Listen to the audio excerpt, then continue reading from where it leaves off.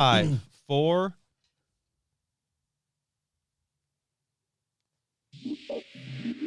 Okay. Hey, are we live? We are live. This is live? We're live. Like right now. Right now. You guys are here, we're here.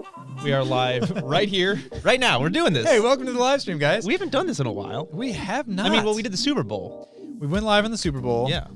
If you guys joined us then, welcome back. If you have not joined us live, welcome for the first time. We are going to be doing something really fun today. And, you know, there may be technical glitches as we get going here, but just bear with us. And let us know in the comments if you see anything weird that we can maybe fix. But we're going to wait just like a little bit of time before we really get rolling here. Mm-hmm. But basically, let me just give you, you early birds, a little sneak preview of what we're going to do here. We're going to actually be recording one of our podcasts. Yep. So this is the Randomonium channel, of course. That's where you are. But we three have a podcast called Timely, and we're going to be recording an episode of that right now in just a few minutes. And we'll bring you in on that too. So we'll take a moment to see what your guys' thoughts are on the topics, and then we'll take little breaks throughout the podcast and throughout the recording to chat with you guys. That's right. Just in case you are brand new here and you're like, what the heck am I watching? I'm John, this is Danny, and this is Jeff, the producer. Behind the camera, we've got Maddie, our editor and extraordinaire of all things. We're going to be just kind of like hanging out, recording our podcast, like we said, and then we'll, I just got a notification that Randomonium is live, guys. So I don't know if you've got your notifications it's on. working. That's good. That's good. The bell, hit the bell. Yeah. So before we get rolling, all that to say, Timely is our podcast. So if you listen to podcasts, you know, whether it's like Apple Podcasts or sometimes people listen to them on Spotify or Google, whatever, we have a podcast there. It's called Timely. So check it out. And we're also going to be telling people to go subscribe to Timely's YouTube channel, because we have an entire YouTube channel dedicated to Timely, the podcast, where we put like clips of our stuff like this. So I know that we've got like a flow to the podcast, yeah. But there might be a lot of people or Randomonium fans who've not listened to the podcast. Do we want to give them a rundown on how it works? Let's do it. How do we do it? Yeah. So what's fun about our podcast, we think at least, is that it's kind of a surprise to all of us, like, and hopefully you too. Every podcast episode has three main segments: the past, the present, and the future. So for each one of those segments, we talk amongst ourselves and decide who's going to talk about which segment. So for today's episode, Jeff's talking about the past. He's brought some kind of topic related to the past that Danny and I don't know about. I'm talking about the present. These guys don't know what I'm going to talk about. Although there's a little bit of a hint, because the present segment has to do with the title of this live stream, which you're watching right now. So if you read the title of this live stream, you got a little hint at what the present segment's going to be. Danny's talking about the future, and we don't know what he's going to be talking about. So it keeps the conversation interesting and spontaneous, and it's fun. I hope you guys enjoy it. Yeah, and if you guys do decide to super chat, it's great. It's awesome. They're more than welcome. They help us notice your chats, because sometimes the chats go through, and we'll get to those in those little breaks when we have the little moments, because when we're podcasting, we might not have the time to do that. So right now, I just want to recognize Natalie for saying hello. Thank you, Natalie. Hello, Natalie. Thank you, Natalie. Thank you. Hello, thank you for the super chat. We will. We're excited to have you here and hope you enjoy the show. So this is going to be a lot like the Super Bowl commercial live stream that we did, where you're going to be seeing us behind the scenes. I know you kind of mentioned this, but there's going to be a couple moments where we're going to actually get into recording mode for the podcast, because once we're done with this live stream, we are going to turn this into our podcast, and we're going to upload it to our podcast platforms, and you'll be able to listen to it as a podcast. Yeah, right. And one of the clips from one of the segments from this podcast will also be on the Timely YouTube channel. So if you want to see how this kind of turns into a YouTube video, check us out on Timely. It's in our profile on our channel, or you can go to youtube.com/timelypodcast. I just had an idea. Okay. This is totally spontaneous. You guys haven't heard this yet. What if you guys, the live stream viewers right now, try to help us decide which segment we talk about today becomes the clip on Timely's YouTube. Yeah, that's a great idea. Whatever you guys think was like the most fun, the most entertaining thing, or you think would be like, oh, more people on YouTube need to see this. So again, we're going to talk about three different like topics here today. We're going to talk about something from the past, something from the present, and something from the future. It's kind of mysterious right now, but as you're watching this live stream, let us know in the comments what was your favorite past, present, or future segment, and then that might help us determine which one we put as a separate like YouTube video. So yeah, and before we get started, I just want to say, Pixel Crusher, thank you for the super chat again. What's up, man? Pixels. Thank you for the super chat. Thank you. All right, should we jump into this? Yeah. Let's do this. I got to now we've been doing so much. I got to think about what my little intro is. You're getting like a behind the scenes as to how we record the podcast. You got to get into podcast mode. Which is totally just us hanging out as friends. It's like what it's like to hang out with us. And but now we have an audience, so it's a little different. Now I got a little nervous all of a sudden. It's like doing a live show for the first time when you've always done the show in your basement. I don't know. Well, because sometimes we don't get it right. That's right. So we have to redo things. And sometimes we get a little off topic. Maddie knows this better than anybody because she has to edit us down. And whenever you see us on a YouTube video, we probably look pretty good. Like we know what we're talking about all the time, and we never make any mistakes. That's thanks to Maddie, who has fixed a lot of our mistakes. Not only does she have to edit down the Randomonium videos, when she just comes in to get coffee, she'll like stand here and we're talking about something, and there'll be times where she's like just kind of slowly backing out of the room because we're just Guys, like, I got to get back to work, and we're like, but Maddie, wait a second, is it unicorns or How do you horses? feel about Reconstruction? Pegasus versus unicorn, go. Go now, or What's your least favorite Three Stooge, and why? They're all called a Three Stooge. Each one of them is called a Three Stooge. There's like 5 of them. Anyways, Larry is the worst. Anyway, we're losing viewers fast. All right, so we're gonna jump into the podcast. We're going to like say that we're rolling. We'll hear like action, and you guys will hear the production stuff, and then we're gonna just start going. We'll talk about. We're gonna do our intro first before we jump in. Yeah.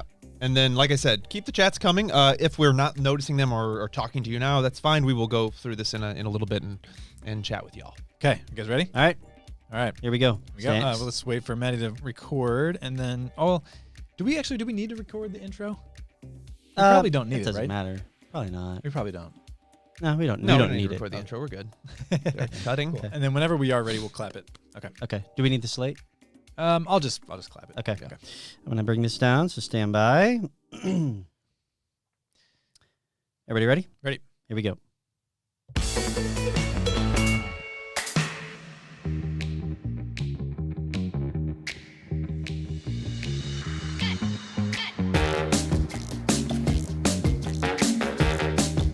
Welcome back to Timely, the podcast where 3 friends talk about random fun topics from the past, present, and future. I am producer Jeff McCullough. I am bringing the past segment today. Okay. And I'm going to be telling you guys about some of the most unknown weird stories associated with humans traveling to space. Oh, Okay. How is this past? Okay, I guess people have been to space, but we don't go to space as much as we used to, I feel like. Or maybe we go more. I love space. I'm very interested in this topic. I'm John Stom, and for the present segment, I'm going to be telling you guys about some famous domino effects, or maybe not even famous, but domino effects from history that have changed your life. Are you talking about the game that my grandma plays, like at the card table, dominoes? Not at all. Okay. I'm talking No about idea how to play that chain reactions. I'm talking about butterfly effects. Oh, okay. Okay, yeah. butterfly effects. Yeah, cool. Yes. And I am Danny Gula, and for the future segment, I am going to be talking about some of the ways in which humans might change in the future. Oh. Biologically speaking? Yeah. Oh. Okay. Yeah. I'm down. And, go and, then. and some of it's near future too. Like there's some discussion for that, but I'm excited about it because some of them I didn't even like. I predicted some of them, but other ones I was like, oh my goodness. Well, before we jump into the past, sorry, were you gonna say something? No, go ahead. Okay. Before we jump into the past, we got to thank our sponsor, FAO Schwartz. Yeah, they have an awesome new line of plush coming out for the holidays, and the upcoming holiday is Easter. Easter, which is one of my favorite holidays because it's everybody feels warm and nice, and you go outside and Spring. How do you hate spring? it's amazing. And we've got some delicious like family meals we do, but more importantly, I always loved getting Easter baskets on Easter morning. And if you're looking for a present to give somebody for Easter or to fill, is it a basket stuffer? Is that what we call Sure. them? A basket stuffer. FAO Schwartz makes an awesome couple lines, actually, of bunnies, like plush bunnies, which are really soft, really awesome. And one of them is really unique called Cheers for Ears. Mm-hmm. They're spring cuddles. You always think about spring cuddles. cuddling with things in the wintertime. These Yeah. are spring cuddles. Yeah. It's like when the warmth of summer is right around the corner and you've been cold to the bone for the past 3 months, these plush will bring spring cuddles. Yeah, nice. And well, they have like one line is just your traditional Easter bunnies, but the other one, Cheers for Ears, which is really cool, is it's a bunch of different plushes of different styles that you might want after the Easter season, and they come with these cute little like wearable bunny ears, which kids can actually put on themselves, or maybe grown-ups with tiny heads. Yeah. I mean, I got a big noggin, and I still got it on. I got a small head, so I could rock those. Yeah. Well, big brain in there somehow. FAO Schwartz has the best plush, the best stuffed animals, if you will, of all the companies. That's just we're biased, but it's the truth. So take our word for it. Shop at FAO Schwartz. You can find these bunnies and other awesome FAO Schwartz toys at Target. So check it out. Let's jump into the past. Let's go. Cool. Want to cut? Very cool. Okay. Cut. All right. So hey, live stream, we're back. So we cut the podcast now. We've just done our intro. Actually, guys, we did that pretty well. We did. There was only one hiccup. Yeah. I did not press record on the podcast recording thing, so we'll have to go back and record. Oh, really? I got the ad read. I'm pushing all these buttons for the live stream, and I didn't even press record here. But Okay. that'll be an easy pickup. Okay. So we got everything except we just didn't get it. So My bad. that's the only thing. So I'm running the ones and twos, but for a minute I was just doing the ones. Yeah. Do we want to tell any of the fans about what we used to call that at VAT 19 and why? The double pump. The double bump? Yeah. That's a good story. That's a good story. So, like, sometimes when you're recording a video, you'll hit once and accidentally hit twice before it starts recording. the record Oh, button. I thought it was a football thing because that's a double punt in football. When Yeah, the it's quarterback. the same Okay. kind of concept as when you accidentally hit twice or maybe don't record. Well, there was a long time ago before VAT 19 and the studio was producing content. They were making this really cool video on the B-2 bomber. And there's this really talented videographer that worked for Jamie at the time. He's a great guy and does a really good job. But they had this one chance to go out and get this shot of the near B-2 bombers coming out of the hangar. And so he's sitting there with the one camera. I don't know why they had one camera. That's on Jamie, I guess. But they're doing this, and then he hits record. They do it, and then the plane flies off. It's the only chance they got, and he's like, Oh no. I double pumped, He double guys. pumped. That's a bummer. Yeah. It's when you're not careful enough to make sure you press record one time. Sometimes you just accidentally hit it twice. I didn't even pump. I Yeah, just that's didn't hit the That's button. the zero pump. So are we getting any chats? We are getting some chats. People want to know some questions here. One person thought we were going to talk about the world ending in the future because we do that a lot. That's what happens usually. We totally do that a lot. Yeah. Welcome to Timely, where we talk about the world ending. It's Danny's fault. Yeah. Not the world ending, talking about the world ending. Right. Although Well, he could be contribute to the world ending. I I'd say so. probably will, most likely. There's a lot of people who are fans of Hidden in Plain Sight and just want to let us know that. Hey, thank you. Sister Natalie with another super chat coming through. Thank you so much. Some people were talking about, and it's kind of my fault because I asked the question before the stream, favorite pizza toppings. So You did? Yeah. Oh, okay. Before the stream, I was just letting the chat. Easy. Pepperoni jalapeno combo. That is a good combo. You taught me that. I never thought of it because it's two kind of spicy things. I guess pepperonis are spicy if you're a wimp. Well, they got a little. They got a little. When you're a kid, peppery it's thing. spicy. Yeah. Yeah, it's pepperoni. Why are you so mean to kids, John? I mean, I'm just calling Danny out. We know I like spice now. What favorite pizza topping? Hawaiian. Hawaiian, that's right. Yeah, I'm a fan of like a vegetarian pizza with pepperoni. Although if I was just going for like a 2-topping combo, bacon and green peppers are a good combo. Sounds weird a little bit, but check it out. It's good. Bacon is good on anything. Bacon Yeah, is that was good. amazing. I had bacon on my salad today. I shared it with Jeff. It was delicious, good. wasn't You it? shared my shell, yeah. Okay, so to update the people that have just jumped in the stream recently, we are recording a podcast right now. So you are seeing us in production. Well, we're currently paused, but in a second, we're going to resume production of our podcast. It's called Timely. So if you haven't checked it out, what we should do, actually, can we change the description to this live stream? Maybe it's in there. I think there's a link down in the description. Don't break it, Danny. I'm not going to break it right now. Yeah. We're gonna Check try down that in the later. description. Actually, you know what? This is a mission for you. Check down in the description. Leave us a comment if we did this right. Let us know. I Yeah. think there's a link in there. Check out Timely, the podcast, and listen to some episodes. It's super fun. We've been doing it for a couple of years now.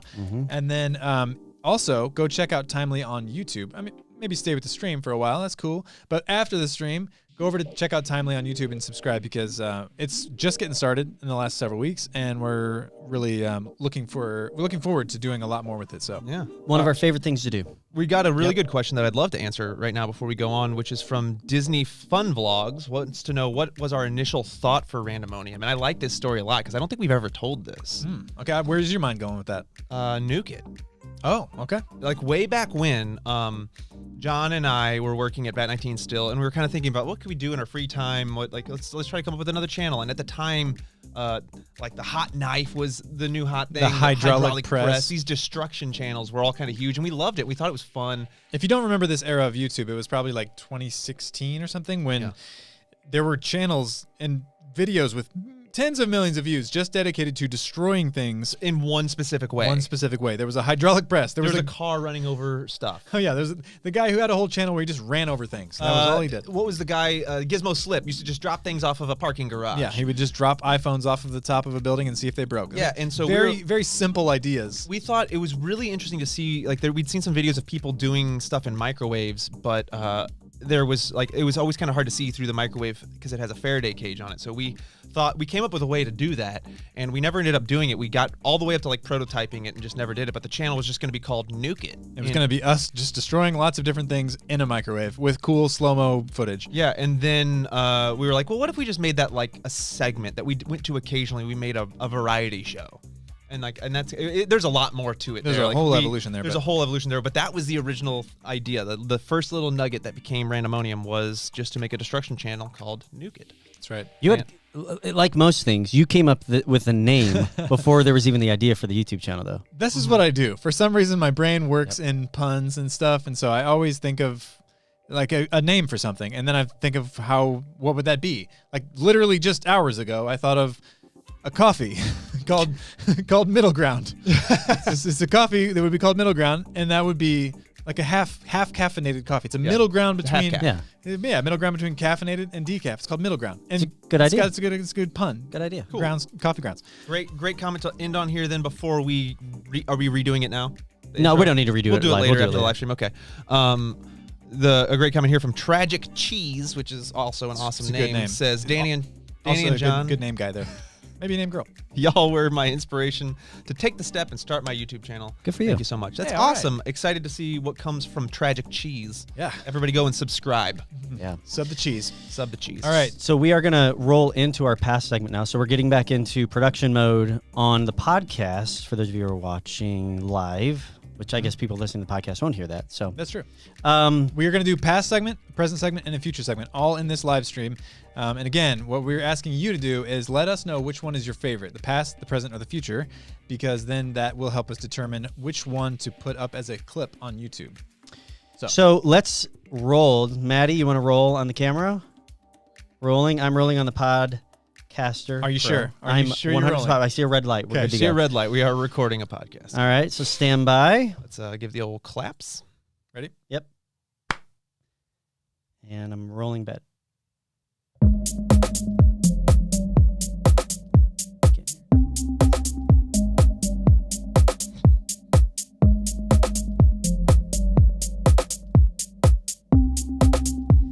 Gentlemen, welcome to the past. Feels old. A little timey. This music doesn't seem old. This music seems futuristic, Okay. but we're going to go with the past. All right, guys. There's a lot going on in the present, space-wise. True. We just put a rover on Mars. Yeah. Oh man, that was exciting to watch. Stuck wasn't the it? landing. Yeah, Just stuck it. incredible. Yeah. And we have SpaceX doing their thing.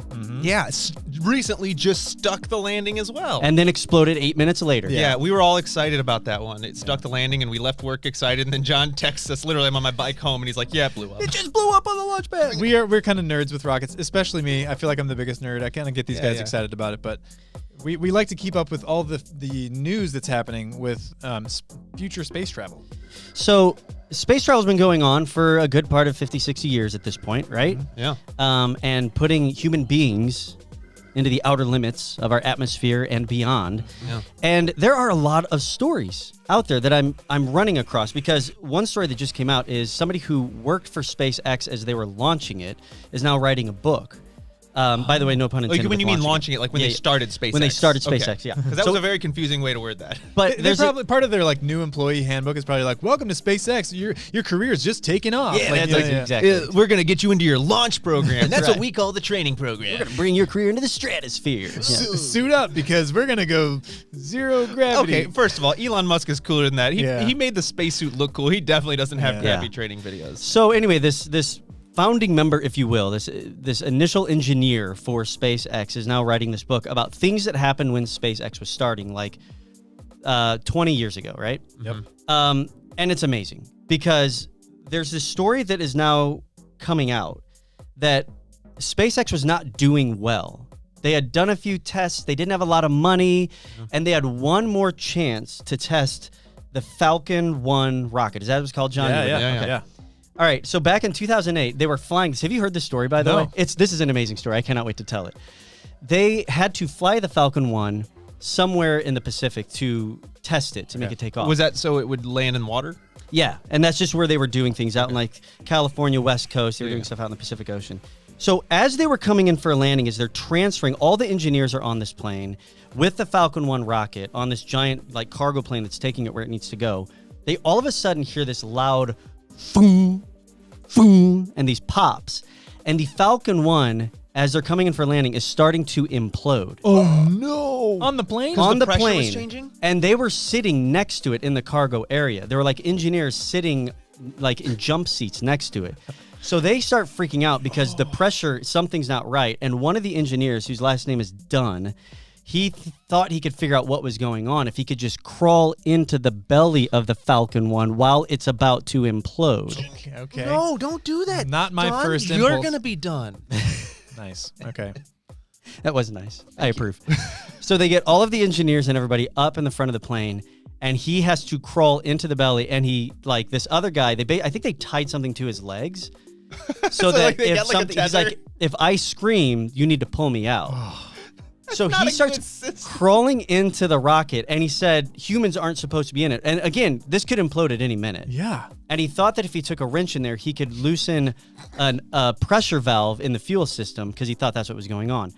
Thankfully, he was right. Oh my goodness. So he loosens it, and air starts to like regulate things and all that stuff. So then he signals to the other guy, "You can pull me out," but he thought he was in distress. So he yanks him out, and he's like getting banged up against the side of these like pipes and hoses and all this stuff. He said by the time he got out, he was totally beat up. But he saved SpaceX and everybody on that flight. Well, yeah, because oh my goodness. I remember reading things about how, those early days, they were very, very thin on money. I mean, even though they had Elon Musk, who was, very rich. Well, I mean, he didn't fund it himself. He got investors. He put a bunch of money into it, but I mean, still, they just didn't have. It's too much money for one. Oh yeah, rockets are expensive.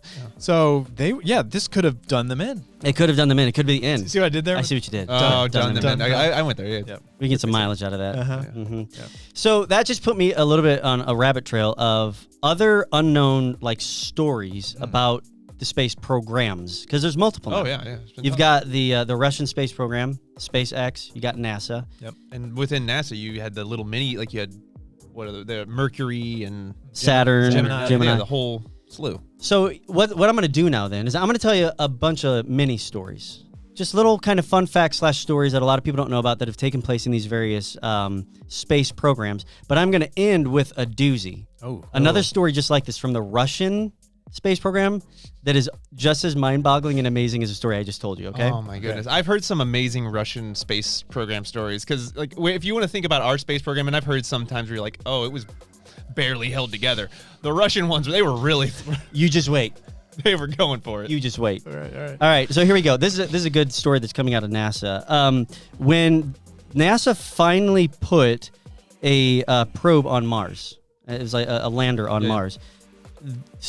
This is something that was just released recently. It was known within NASA.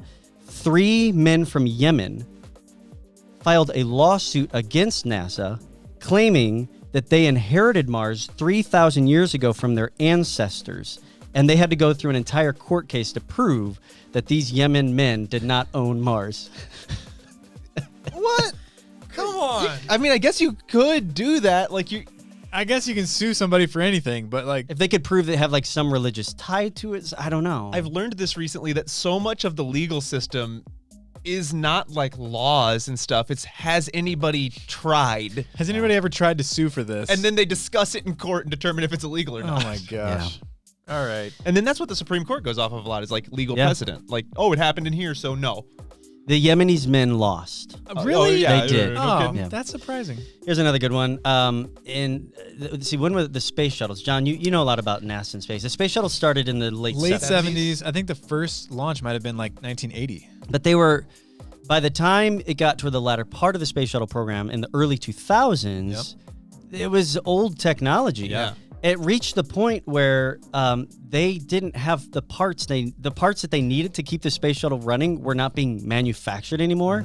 And stories are coming out of NASA that it's 2002. NASA was buying parts for the space shuttle on eBay. Oh no! Like they're going and buying like old parts that people are selling for souvenirs. Yes. Well, not just souvenirs, like just old mechanical and electronic parts that weren't they made just don't anymore. make anymore. Yeah. Just like, oh, this old like compressor or something that they needed. Yep. Oh my goodness. Yeah. I mean, I guess if it gets the You gotta job do what you done, gotta do. you gotta do what you But gotta does that put a different spin on the fact that like Columbia? When was that? That was 2003. Yeah. So is there something It's eBay's fault. like maybe no? I would say NASA. Don't buy your parts on eBay. You're putting people in space. They didn't have any choice, man. They should have shut down the space shuttle program. That blows my mind. Like, couldn't you just have somebody make it?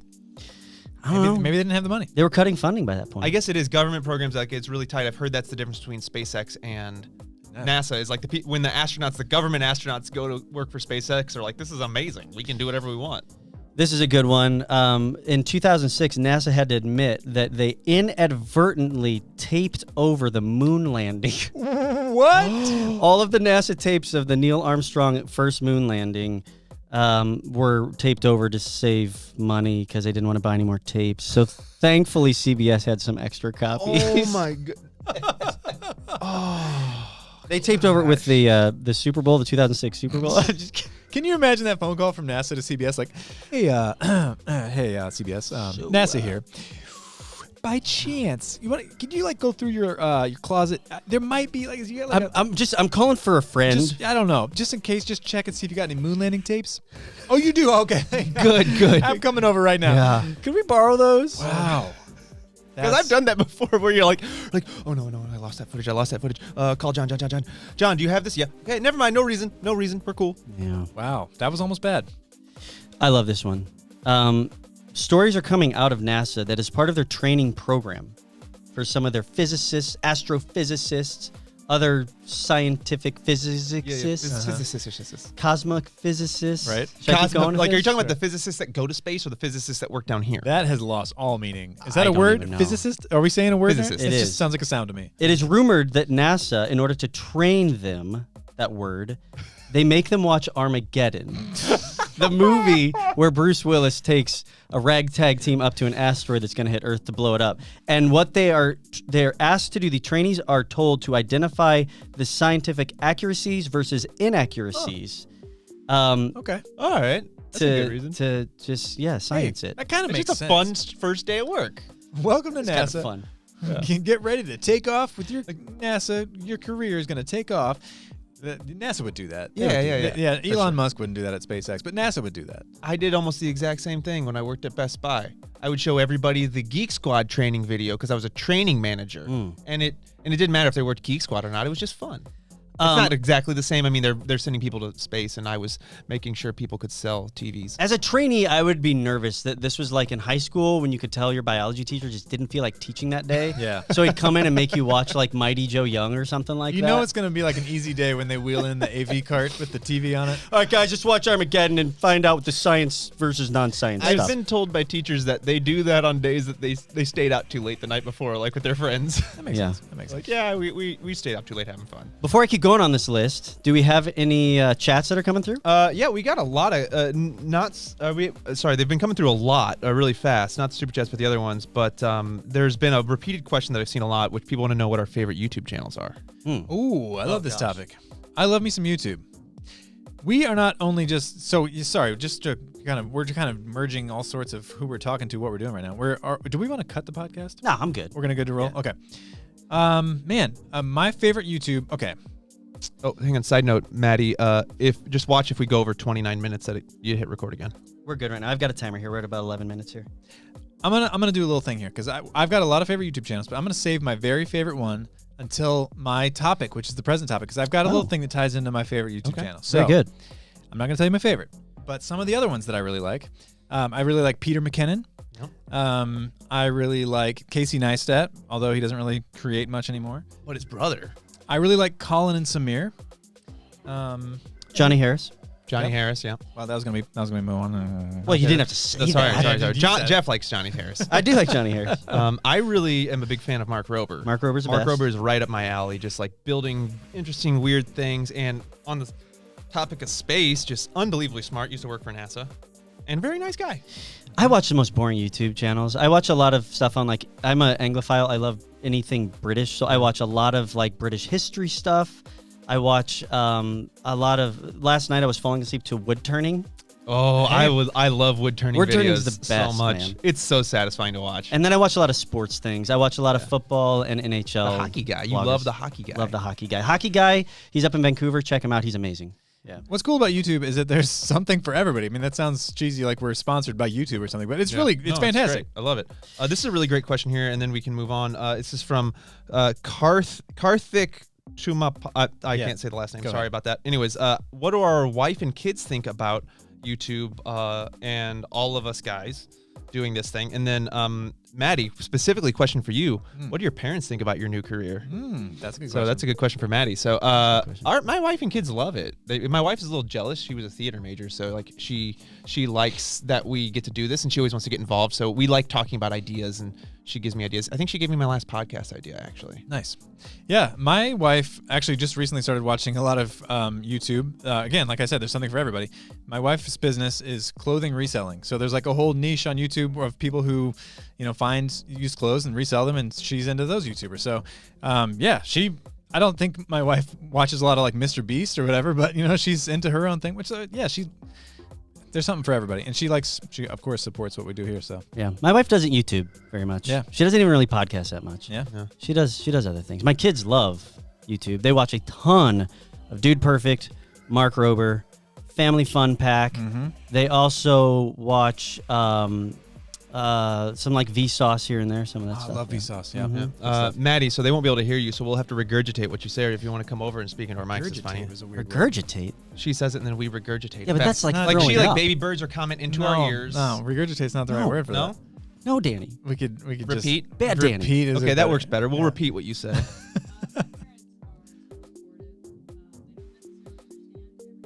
Yeah. That tracks with our parents too. Yeah. So she said her parents are really supportive, but they don't necessarily understand what we do or how we make money, I guess, right? Yeah. They get the ad revenue thing. That kind of makes sense. Sure. Yeah. That's about my parents do. Yeah. Yeah. All right, should we keep going with the past segment here? Let's keep doing it. Got 3 more. They'll go pretty quick here. How about this? Go ahead. Sorry. Before we go, Lisa Mueller, thanks for the super chat. Oh, Lisa. She's a regular of ours. Yeah. Thank you. Do we want to just make sure camera's still rolling good? Podcast still rolling? Yep. Okay, cool. I think we'll be good. I'll be wrapping this up in the next 5. Okay, so we're going to wrap up the past segment, and then we're going to take a little break, and we'll talk to you guys. Okay, so here's the next one. This is pretty cool. When the Saturn V rocket was being tested and launched by NASA. That's a huge rocket. That's a gigantic, big old rocket. I think it's the biggest rocket ever, right? It will soon be passed by SpaceX's new rocket called so awesome. Super Heavy. Super Heavy? They didn't even try with that name. No, they don't need to, man. Like, what are you going to call that rocket? It's heavy. Really heavy. Super heavy. Yeah, that works. We're going to call it really heavy? No, mega heavy. What's the name of the boat that catches rockets that are falling out of the sky for SpaceX? Oh, it's got like a Mr. Steven? Mr. Steven.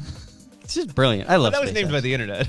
At any rate, stories are coming out that when the first Saturn V rocket was launched, they did not factor in sound dampening, and it caused a shockwave of sound that exceeded 220 decibels that was heard and felt 3 miles away, causing chandeliers to shake and dust to fall from the ceiling. And that was the only time. They think it's one of the loudest noises humans have ever made. That makes sense. And since then, I didn't know this, but this is why when a rocket takes off, they douse hundreds of thousands of gallons onto the launch pad while it's taking off. I thought it was to keep things from catching on fire. What did I not say? Yeah. Water. Yeah, it doesn't. It's to dampen the sound. Really? Huh. So like it breaks up the sound waves. Maybe because it splashes up and like. Well, they like with fire hoses like shoot down so it hits the water and that makes sound sense. doesn't travel through water sound like it does through air. Yeah, it's like I totally thought that was to prevent the fire too. Isn't it brilliant? A ton of sense. That's brilliant. Wow. I mean, you'd think they were like rocket scientists, like engineers over there or something. Man. These last couple are my favorite. Very few people know this, but as we know, in 1969, when the United States was trying to get to the moon, they were racing the Russians. And the Russians were putting up a valiant effort to try to get there as well. Yeah. Did you know that on July 18th, 1969, Buzz Aldrin looked out his window on his way to the moon and saw coming in the opposite direction the Lunar 15 Soviet probe attempting to do science around the moon so they could get there before us. They like 2 cars passing on the interstate. Buzz Aldrin's like, there's one of the Russian things. I did not know that. Well, you do now. Oh my goodness. Wow. Oh my goodness. That's incredible. It crashed, by the way. The Russian one crashed. It didn't crash into any Buzz Aldrin. So Crashed in the UK. okay, It was held together by something they bought on eBay, actually. That's right. Yeah. Okay, last one, guys. This is brilliant. All right. We owe a lot to the Russian space program because even though they were our competition during the space race, they did a lot of trial and error for us. Sure. Okay? Yeah. In 1965, the Soviets were the first to do a spacewalk. Yeah. Okay? Yep. It was supposed to be a 12-minute endeavor. It started off okay. Yeah. But then Alexei Leonov, All right. sorry if that's not the way you say it, he got a little too confident when he got out there. He's like, first guy floating in space, right? I mean, that's pretty Russian. Just like, hey, He's like, I'll be fine. What was that? That was horrible. I couldn't even do that. I'll be fine. It was like a weird Irish. Irish Yeah. Russian guy. It was like, hang on, let me get there. Zamabuji. No, you got to do your wild ideas thing. You have to do the whole In Russia, rabbit hunt you. Oh, I'll be fine. Yeah. That's close. Anyway, he started doing some tricks or something. We don't know. Doing backflips out there? He was enjoying it. Okay. He might have been doing backflips. He might have just been doing pirouettes, Okay. Yeah. Tchaikovsky style, and could not control his spin. I've heard this one before. And started spinning and spinning and spinning out of control until his tether wrapped him up. Well, yeah. And then stopped him from spinning. Okay, close call. Yeah. So then he untethered himself, Okay. right? And all of a sudden his suit started to blow up. Yeah. The people who designed the suit did not think of the vacuum of space, so he started to inflate like a Stay Puft Marshmallow Man, like the blueberry girl from Willy Wonka, and was unable to maneuver himself.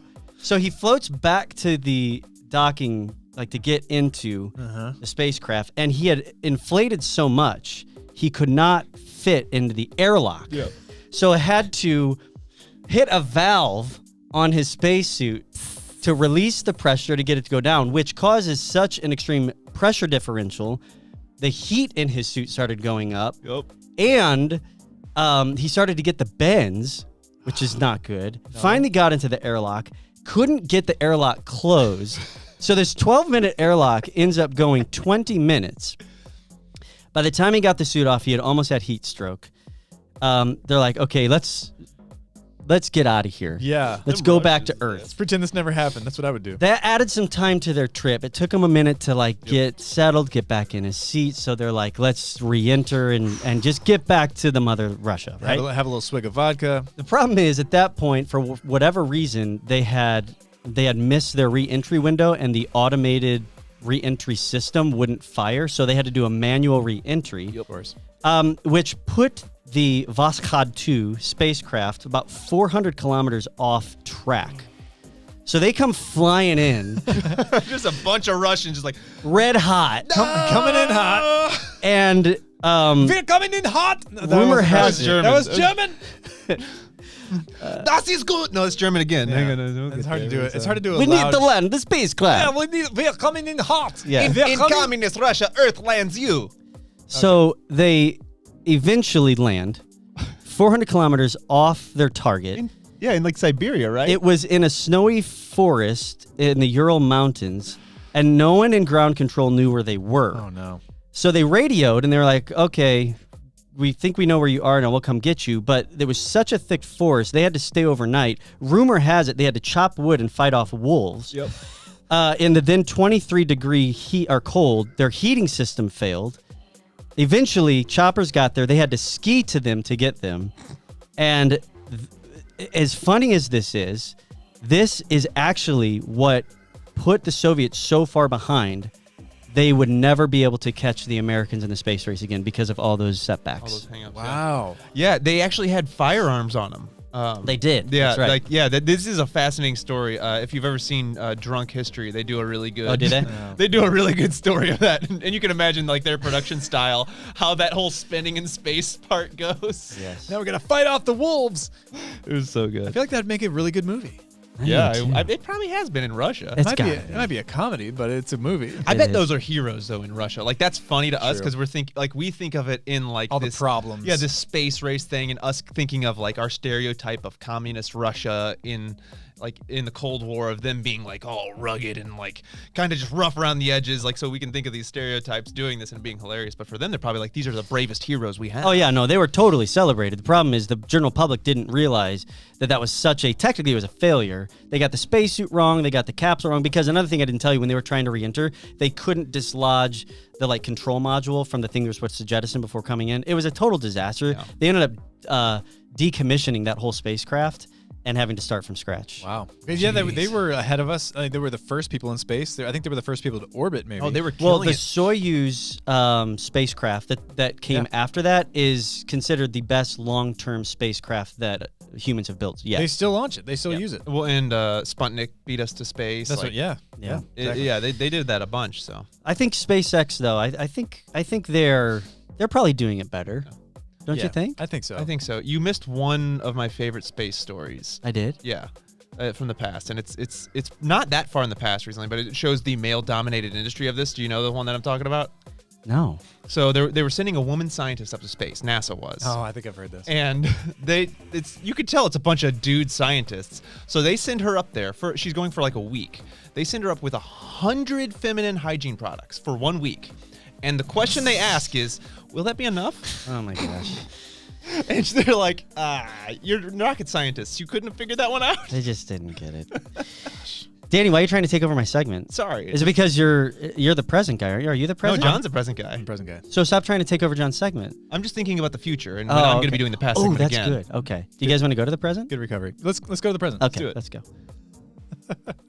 All right, I'm cutting on here. Okay, you can cut on the camera. All right, guys, we're back. Hey, live stream. Yeah, and thank you so much for hanging out there. We saw some of your chats coming in, and we're really grateful for that. So just want to shout out Max Chavez. Hey, thanks, Max, for giving us a super chat and asking us, do we miss VAT-19?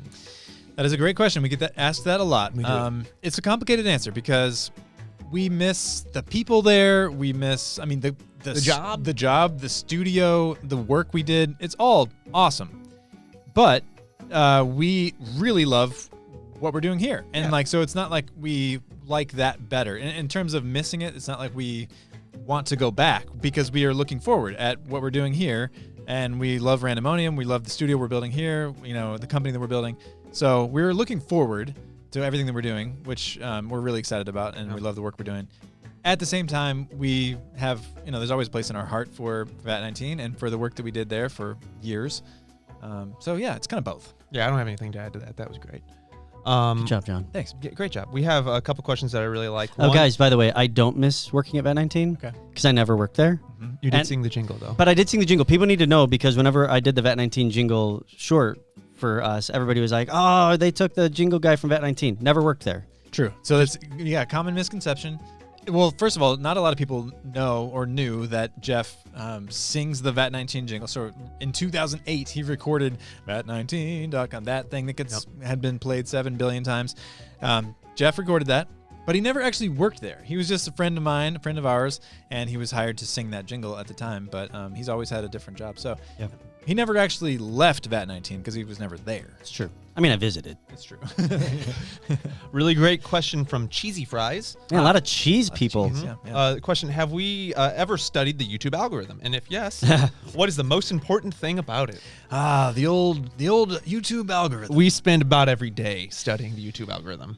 Yeah, and not in a way that like we obsess over. Oh, I guess maybe you have to. It's part of the job. Kind of obsess. I guess we study it because it's part of our business. We need to know how YouTube works and how best to make our videos and make sure you guys see the work that we're doing. That's all part of our business. But we don't like lie awake at night, thinking about. Maybe we. Yeah, I mean, sometimes we do. Sometimes when it really throws us for a spin, we do lie awake at night. And we'll text each other at like 1 in the morning. I don't know. I got nothing. Yeah, I mean, let me nutshell this answer. Yes, we study the YouTube algorithm. The most important thing, it's always unknown. You kind of just have to keep looking at the conversation between the top creators. I mean, I'll tell you. What are the vital statistics? The two biggest things are going to be your click-through rate and your watch time. So how many people think your idea is good, but then you can't just clickbait them because it's going to be like, if you just clickbait them, they're going to see it and then they're going to skedaddle. So YouTube punishes you for that. So you want to make sure they're watching the video. So your watch time. So are people engaged through the whole video? And are they on that video for a while if it's a longer video? And then are they interested in it? Are they clicking? Yeah, I would say like we study like very closely all the things that YouTube is doing and how that affects our business. But like at the core of everything that we do, including all the work that we do, like sort of the meaning of life. What is the meaning of life? It's not to know and be better at YouTube. Yeah. It's to create and be creative and make things and have ideas and share ideas with you guys. So that's like the core of it. And the way that we get those ideas out there most effectively involves studying somewhat obsessively the YouTube algorithm. But you don't let it control you, though. Like, we will sometimes we'll sideline a project because we're like, that's not exactly going to hit. That won't work yet. But we'll put it on hold more than just say, we don't want to do this. We'll be like, let's figure out a way to get that out there in front of this audience. Yeah. Anytime we get really wrapped up with talking about the YouTube algorithm and like, what should we be doing? What shouldn't we be doing? How can we make this work?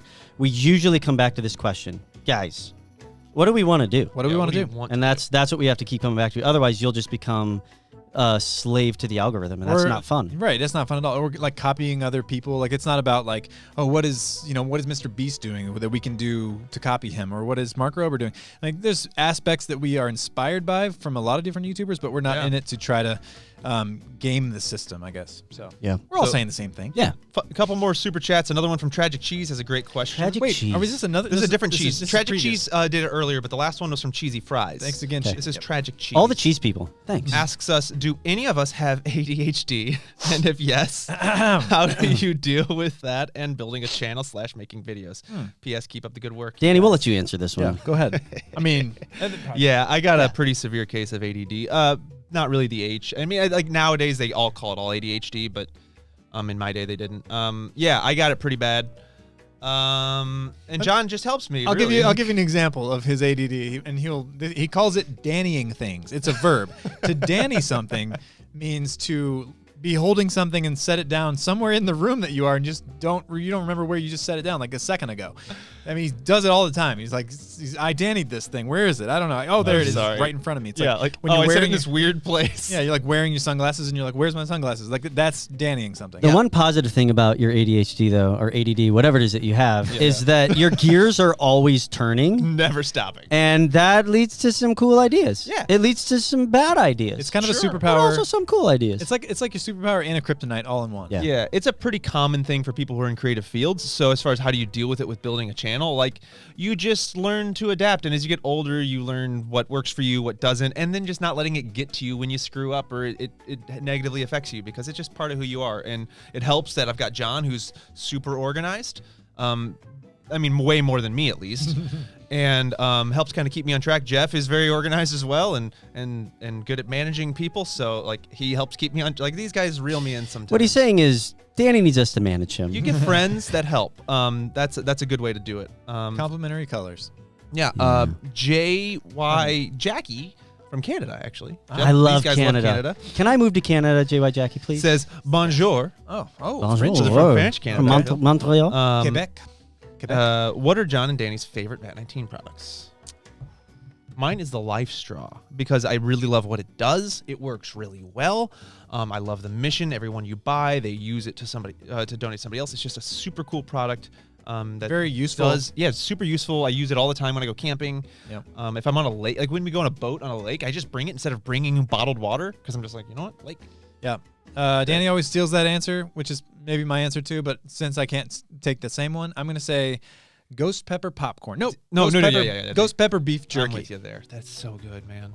Yeah, it's either, or maybe the habanero. I don't know, anything spicy. I love spicy food. So like all those videos we made for years of us eating spicy food. Yeah. Maybe we overdid it, but at the same time, there's always a little bit of like, I love this. Yeah, it's so good. So I love spicy food. Yeah. Jeff, do you have a favorite one? They didn't ask about you, but I don't Bat19. I like the videos. I never got into the products. Yeah, that's fair. Yeah. Okay. Alexandra M asks, thanks for the super chat as well, Alexandra. where do you guys come up with the podcast topics, and where do we look up the info? Good question. That's a great question. We're always say we're always podcasting. Yeah, we're really interested in these kinds of topics. We talk about stuff all the time, and like we said earlier in the stream, Maddie knows this probably better than anybody. Just walk into a room where the three of us are talking, and it's some weird topic that I don't even know how we got there. Pop culture, history, philosophy, trivia, games, like literally the future, like. So what's coming up. We are always thinking of these things, and we're finding. And actually, a lot of times it comes from like articles that we read. Or, we read the news a lot. All of us do. A lot of us are in different. Like I'm on Twitter a lot more than these guys, and like you're on different news than he's on. So like we find different things. I didn't say anything. I was looking at Danny. Okay, I know. Danny makes fun of my news source. Yeah, I wasn't gonna listen. I wasn't gonna say it. Listen, young people. Yahoo News has some good news. There it is. We make fun of Jeff because Yahoo News is what he reads. Anyways, it makes it. I'm a big fan of Metamucil. I can't call you old. I also get a lot of my topics. I get most of my topics from YouTube, actually. Okay. Yeah. There you go. So we get these topics. We have ideas for topics, whether it's past, present, or future related. And then usually we just write them down, and we each have like a note full of ideas to talk about in the future. So we have usually past and future. Present, we try to kind of typically hold off until like the moment, so it's as timely as possible.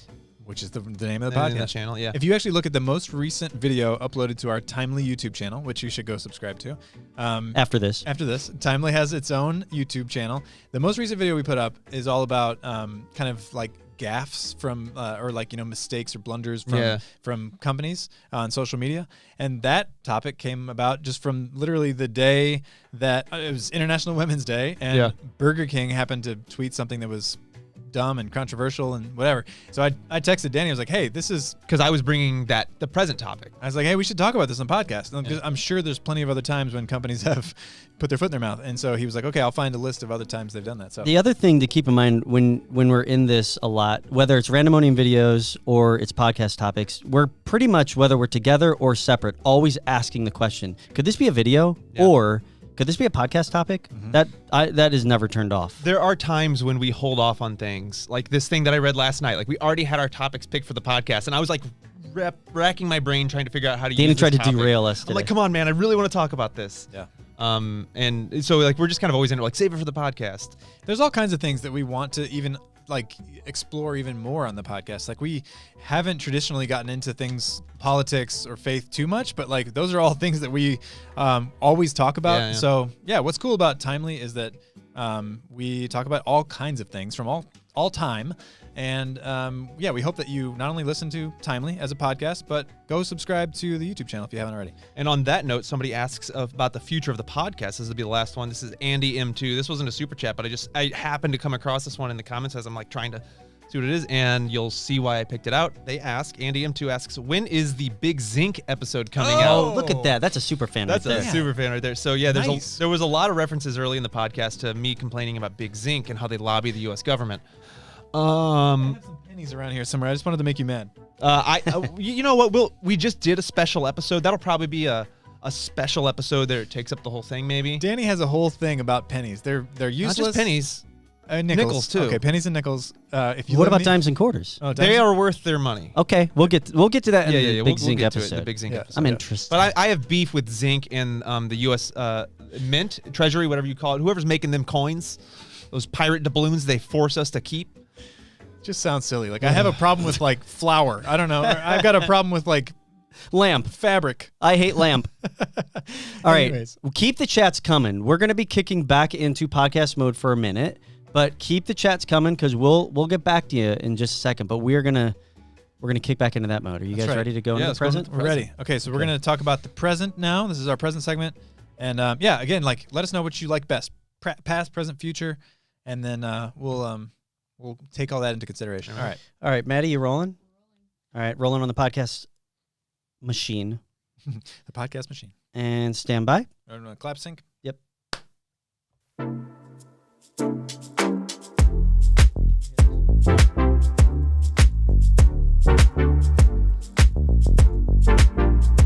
All right, guys, welcome to the now.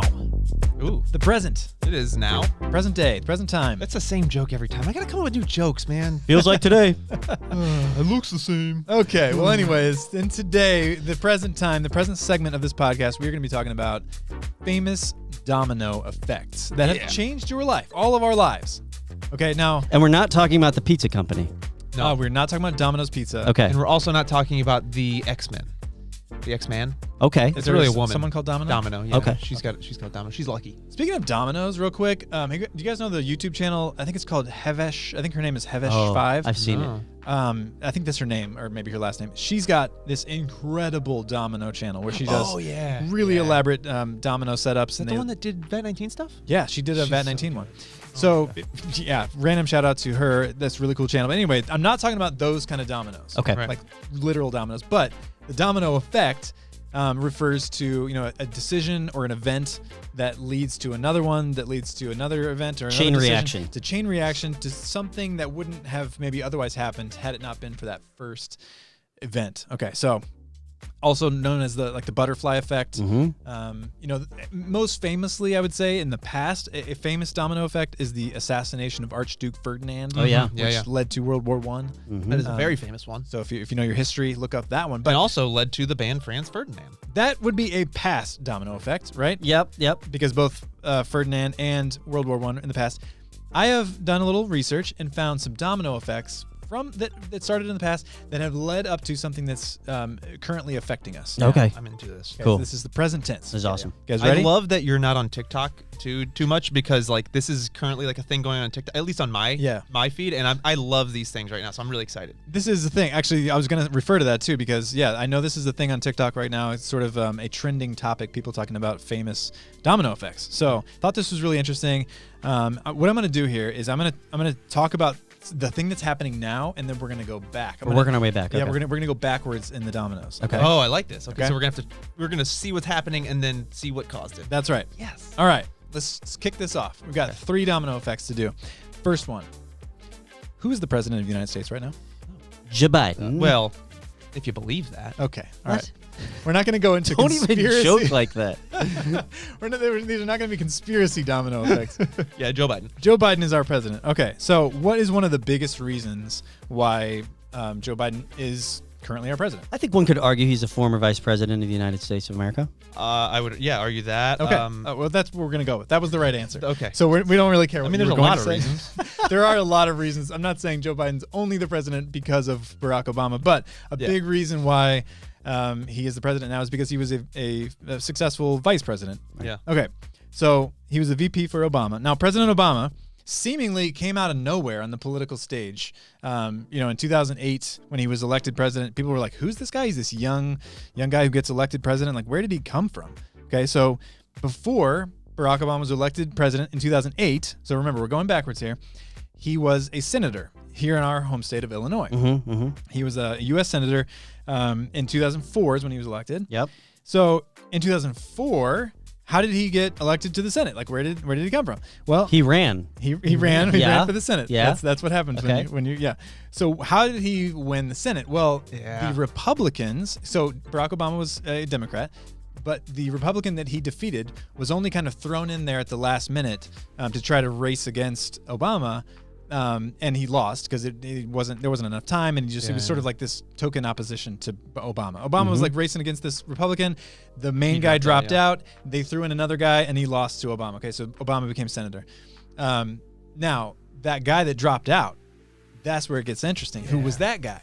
I don't remember his name. It was Jack Ryan. Jack Ryan. But not the Jack Ryan we're all famous. No, we all know. not Jim from The Office, Jack Ryan. Right. So Okay. if this was like one of those crazy domino videos, like that would be like a splinter off. Like Yeah. not that Jack Ryan, but that Jack Ryan is interesting Yeah. because it's like a whole different thing. Tom Clancy is what we're talking about. Yeah, not Tom Clancy, Jack Ryan. This is a Republican, guy who's running for Senate in the United States, in Illinois, named Jack Ryan. He dropped out. Now, why did he drop out? Because Yes. I'm answering my own questions. These are rhetorical questions. He dropped out because there were all these details coming out about his private life. He just recently scandalous. He had recently gotten divorced. All this stuff was coming out. He was in court. You can't be a senator if you were recently divorced. Well, I think it was more than that. It wasn't just like that he was divorced. But it was how he got divorced. Well, he was divorced, but then there was all this stuff about like allegations about things. We don't need to get into Spill the the details. tea, John. I don't really know the tea. There was some tea. Let's just say that. Okay. Stuff came out. He got like just canceled, I guess, for lack of a better word. And so, why was he divorced? Who was he married to? Anybody know? No, I don't. Jack Ryan was married to a woman named Jerry Ryan.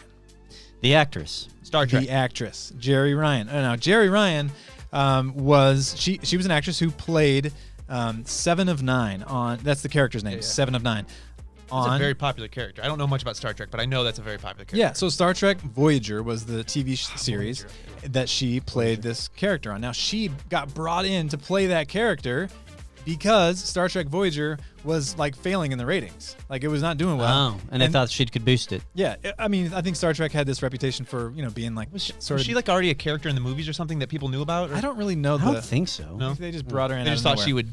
Yeah. Let's bring some life to Let's bring in this person and she'll boost our ratings. Okay, so basically, because Star Trek Voyager was doing so poorly, Joe Biden is our president. Well, that makes complete sense. Yeah, Yeah. absolutely. If Star Trek Voyager was a better show, Then Jerry Ryan wouldn't have had to be brought on. She wouldn't So have we're gotten going divorced. Star Trek. I should make the distinction that she got brought on to Star Trek and that caused her to be so busy that it with her. caused some problems in her marriage. Oh, Yeah. so Star Trek hires this actress Yep. who gets really busy, which causes a marital strain with her husband, Jack Ryan. He's got to drop out of the race. who gets involved in a scandal, who drops out of a race. That means that Barack Obama runs for that seat And pretty much wins and it. then wins it, and then Joe Biden. Prebecomes president. Joe Man. Biden becomes the For president. the next one, here's what you should do. Okay. Tell us the present thing and the first thing, and then see if we can. Oh, figure man. how are these two things connected? I don't want to ruin your segment. I think though. you might put it together if I do that Yeah, yeah. because Okay. I think you've heard maybe some of this next one before. Point is, Star Trek is responsible for Joe Biden. That's exactly what Got I'm it. saying. Yeah, Okay. that's exactly what I'm saying. There's no other reason. No for other it. explanation. No. Yeah, got it. So Joe, if you're listening or watching, just thank Star Trek. You have Gene Roddenberry to thank. Better be a fan. Okay. Before I go to the next one, do we want to acknowledge anybody in the we got the chat? We've got some. We got a super chat here. Another one from Alexandra M. Asks the question, "What annoys us of the others?" And to make it fair, what's the No. favorite thing of the others? Oh man, this is tricky. That's It's a good minefield. question. Well, I will say, like, first of all, we've been friends most of our lives at this point. Longer than we've been friends longer than we haven't been friends. Oh, that's a good point. So there's a whole lot of, like, when you've been friends with somebody that long and your relationship's gone through that much, like, there are probably things that do annoy us, like little things from time to time, but it's also Like a married couple. you just kind of learn like each other's personality, and you're just like, yeah, that's just them, whatever. Like, Yeah. I do have to say that we don't get cranky with each other too Yeah. much. Like it might seem like it though. there might be good days. Well, yeah, because we get in like a debate over People random think we hate things. each other because we're arguing about the Renaissance. It is actually pretty frequent that we'll go out with people, like with friends who don't hang out with us very often, and afterward, this has actually happened. We all went out, we got into a heated debate about something, which is how we do things. It's just how we live our life. And that person called my wife afterward and was like, "Is everything okay? What happened?" And Joy's like, "What are you talking about?" And she's like, "They were fighting the whole time." And Joy's like, "Yeah, that's what they do." It's just how we talk. That's just what they do. I have this huge memory I talk about all the time. My dad walking into my room when we were all just hanging out in my room, like high school, college, whatever, and he just goes, "I swear you all hate each other." Yeah, I think we've hashed out a lot of our problems early on, and now we just are like, yeah, okay. It was fun to debate each other. Like, Yeah. and the funny thing is when we do it, we don't even necessarily believe in the thing that we're debating, but we just like we like to take the opposite play side. the counterpoint. I mean, you can't sit at a desk like this and get annoyed with each other easily. Right. No, yeah. So I mean, favorite things. I like your eyes. All right. They're blue. Wow. I mean, they are Nice. great eyes. I don't like them too much because it's hard to see when it's sunny outside. Why? Blue eyes are really sensitive to light. Oh, I didn't know that. Yeah, it's okay. I've got a blue-eyed son, and he next to my brown-eyed son. Like when we go out into the same sunlight, blue-eyed kid's like, I can't see anything. It's miserable. Brown-eyed kid's like, what? What's the deal? Yeah, Yeah. don't go anywhere without my sunglasses. Yeah. Yeah. I got built-in sunglasses, so Yeah. Sorry. I like that. I mean, just generally speaking, you guys are both easy to talk to. Like, we got problems and like, or what's going on in life. We don't have a problem like getting deep with each other and and helping each other out, or just even just listening.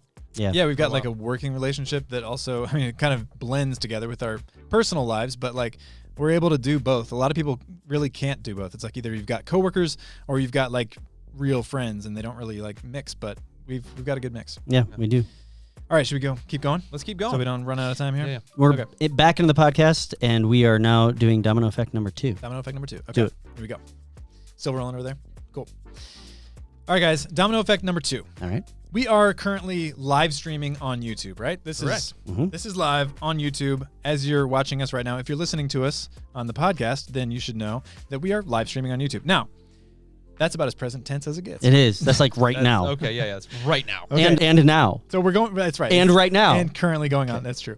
So again, we're going backwards in these domino effects, okay? So one step back, why are we live streaming on YouTube? Well, that's because we have a YouTube channel called Randomonium where we make videos. Why do we have that channel? Well, because we have this career, we've had this career on YouTube, where we previously made videos at That19 for many years. And so we've been making videos on YouTube for a long time, okay? The first video, just fun fact, first video that I ever made professionally uploaded to YouTube was in 2008. I want to say it was probably August of 2008. That's early YouTube. That's a long time ago. It's OG. Now, in the summer of 2006, stay with us, we're going backwards. YouTube, do you remember, summer of 2006, we were in college. Do you remember, like, YouTube was new, and there was also this thing called Google Video? Oh, yeah. I remember pulling them both up because you'd be like, Google Video's got more, like, because you would be able to see when there was a new video on each of them. That's what I was going to talk about. There's a thing called Google Video back in the day. It was before Google owned YouTube. Yeah, they were separate. You probably know right? that now Google owns YouTube, but back in the day, they were separate. They were competitors, and there were so few uploads. I remember being in college, sitting at the computer, and just being so bored one summer that we would hit the refresh button on YouTube or Google Video, and they'd be like, "Oh, hey guys, there's a new video there. Somebody put up a new video." Now there's like, I don't know, 1,000. It's unbelievable. You couldn't watch it. 1,000 new videos every second uploaded to YouTube. I don't even know what it is. I bet you it's more than that. It's insane. Yeah. Okay, so keep going back. What's the first video ever uploaded to YouTube? Do you know? It was the guy at the zoo Day or at the something Zoo. like that? Me at the Zoo. Me at the Zoo, yeah. Name of the first video ever uploaded to YouTube is called Me at the Zoo. Makes a little off-color joke. It's from 2005. Yeah. And the guy, do you know who the guy is? He was founder. one of the the friend. There were two friends that started, wasn't it? Yeah, so there's a couple guys who started YouTube, and so it was one of the developers, one of the programmers, one of the guys that's starting up YouTube. He uploads this video. It's just sort of almost like a test. Like, let me just see if I can throw this up there and see what happens. We'll interact with it. That became the first video. It's still up there. You can find it. Now, that guy was one of, like you said, a couple friends who were employees at PayPal. They all worked at PayPal when they had the idea for YouTube, and they worked on YouTube for Did they work with Elon Musk? Didn't he work at PayPal? He founded PayPal. That's a good question. I don't know that he actually founded it. I think I'm putting a new domino in the domino effect. He was somewhere I involved think he with might have PayPal, founded it. Okay. He actually didn't found Tesla. That's what it is. Okay. He's not the founder of Tesla. Okay. He's the CEO of Tesla. He's the CEO. Anyway, continue. Yeah. They're So- at PayPal. A couple guys work at PayPal. They have this idea for YouTube, and they were working on it for a little while before that Me at the Zoo video got uploaded. So do you know why they I'm going to answer my own question here because maybe we're starting to get under where you guys are going to click into this. These guys who worked at YouTube had this idea for YouTube when something happened in the world, big major event, and they were like, okay, I'm going to try to go on the internet. Again, this is like 2004, 2005. They want to get on the internet and find this video. Yeah, I Oh remember. yeah, now. yeah. I remember think now. I've heard this. Yep. That event that they were looking for, they couldn't, first of all, they couldn't find the video clip. And they were like, why can't I find this? Something should exist where we can just search for videos and find these clips. Thus, YouTube was born. Yeah. But take a step back. That event that inspired them I know this. was the 2004 Super Bowl halftime show with Justin Timberlake. The wardrobe snafu of the century. Wardrobe malfunction with Janet Jackson. That's yeah. right. So in 2004, the Super Bowl halftime show it's infamous because there was a wardrobe malfunction. I'm putting that in quotes. Okay. That's what they called it. Right. Where Justin Timberlake and Janet Jackson were performing, and at the very end of the song, which is there's a lot to unpack here, and this is where I was going to go earlier. If you remember when someone asked me about my favorite YouTube channels. Yeah. Oh. My favorite YouTube channel of all time is a guy named Johnny Harris. So He's great too. look him up. Great He's YouTube videos. A lot of stuff to learn there. He's sort of teaching, but he's also really entertaining. He's got a great new-ish video all about the 2004 Super Bowl halftime show. He unpacks all of the. There's a lot to unpack here, but basically, how in the heck did Janet Jackson?